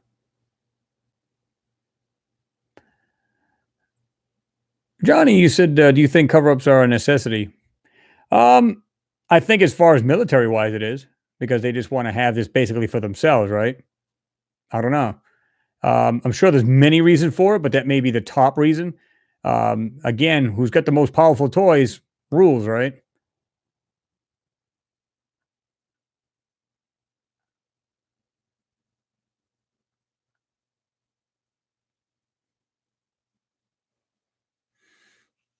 Antonio, good seeing you, man. You said you got to go. Great community you got here. Oh, there.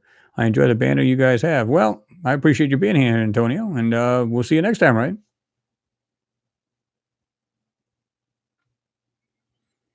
That's one way to look at it, Holger. You said Earth is a very old train station. Good way of putting it. Could very well be.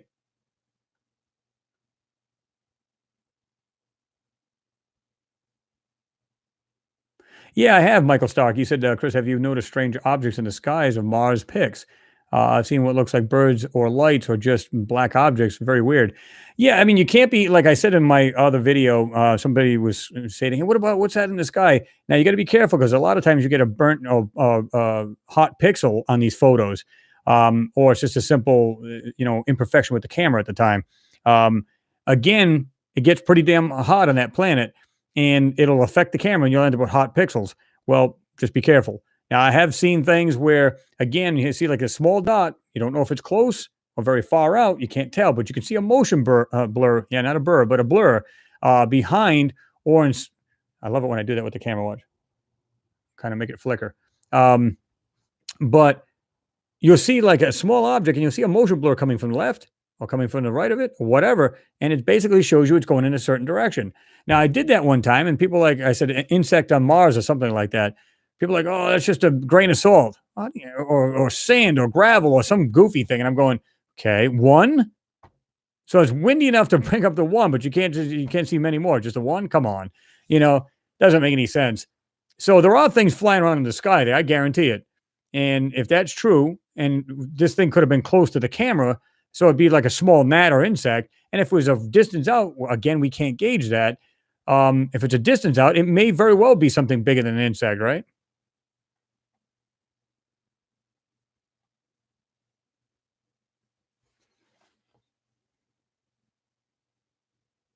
Oh, you had the second part. You said also, how did you get the idea to use a magnifying glass eyepiece to see these images? Well, I said this before that when you zoom into a photo, you're literally going into the actual, photo itself, and you're getting all kinds of compression artifacts and stuff like that by zooming in on a computer monitor. Now, if you just get the photo, bring it up, and use a magnifier, you're not doing that. So therefore, you're not seeing compression artifacts and stuff like that. Now, of course, you can't go out too far because you'll distort the image anyway. But if you get it just about 6 inches to about a foot away from the screen and look at it, you then see a lot of crazy things in there without distorting the photo. So that's why I come up with the idea of using the magnifier. And it seems to work for a lot of people. That or the eyepieces, which I don't know what the hell I did with them. Oh, these here. Now, these here, I use them differently. You're going to put them like maybe a half an inch or an inch away from the screen and just go over it whatever you want. Now, you can get a set of these because there's like 3, 5, and 10 magnification, 10 times, up to 10 times magnification. And you can get them on the cheap. I think you can get them for they're like $4, $6 on eBay, something like that. And a regular magnifier you can get all day long. I mean, it's not a big deal. And you got the other one here. It's got the little one here. It's got a bigger magnifier. So these actually work really good. And this is like a 3-inch one. I don't think it's very big, but you can get those on the cheap. Like I said, hell, I think you can probably go to the dollar store or something like that and get one of those. But I find it works better for the smaller anomalies. And again, if you bring it way in too much, you end up distorting the picture and you can't make out any individual pieces. By just bringing the photo up and then using a magnifier seems to work better. And a lot of people agree. A lot of people have been using it like that.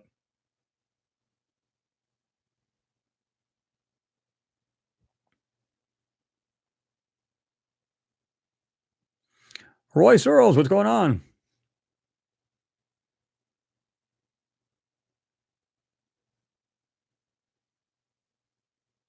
William Johnson says, "Yes, I have one next to my monitor. They're awesome to have, unless of course you can see it pretty well. In other words, it's just one photo with one anomalous object right there in the middle of the photo. Then clearly you don't need a magnifier. Common sense, right? But when you're looking at these big pans and stuff like that, and you just want to move, just zoom in just a hair and then go across that, that's when you start to see some crazy stuff. Sometimes you can really zoom in, depending on the size of the monitor.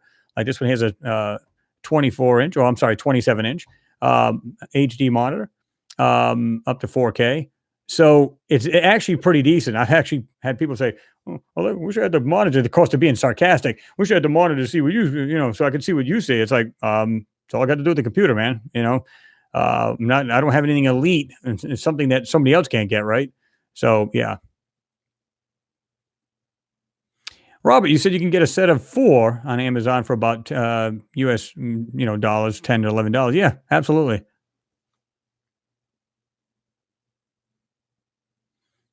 Moon mission. Yeah, I'm about to do the same thing. He said I got to go up and move around. Started to hurt from sitting this long. Yeah, this seat, believe it or not, this is crazy because this is like a gaming chair and it says up to 3 or 4 hours, which is really weird, right? It's like, you can set it, well, not set it, but your butt basically becomes useless if you sit in it any longer than that, I guess, right?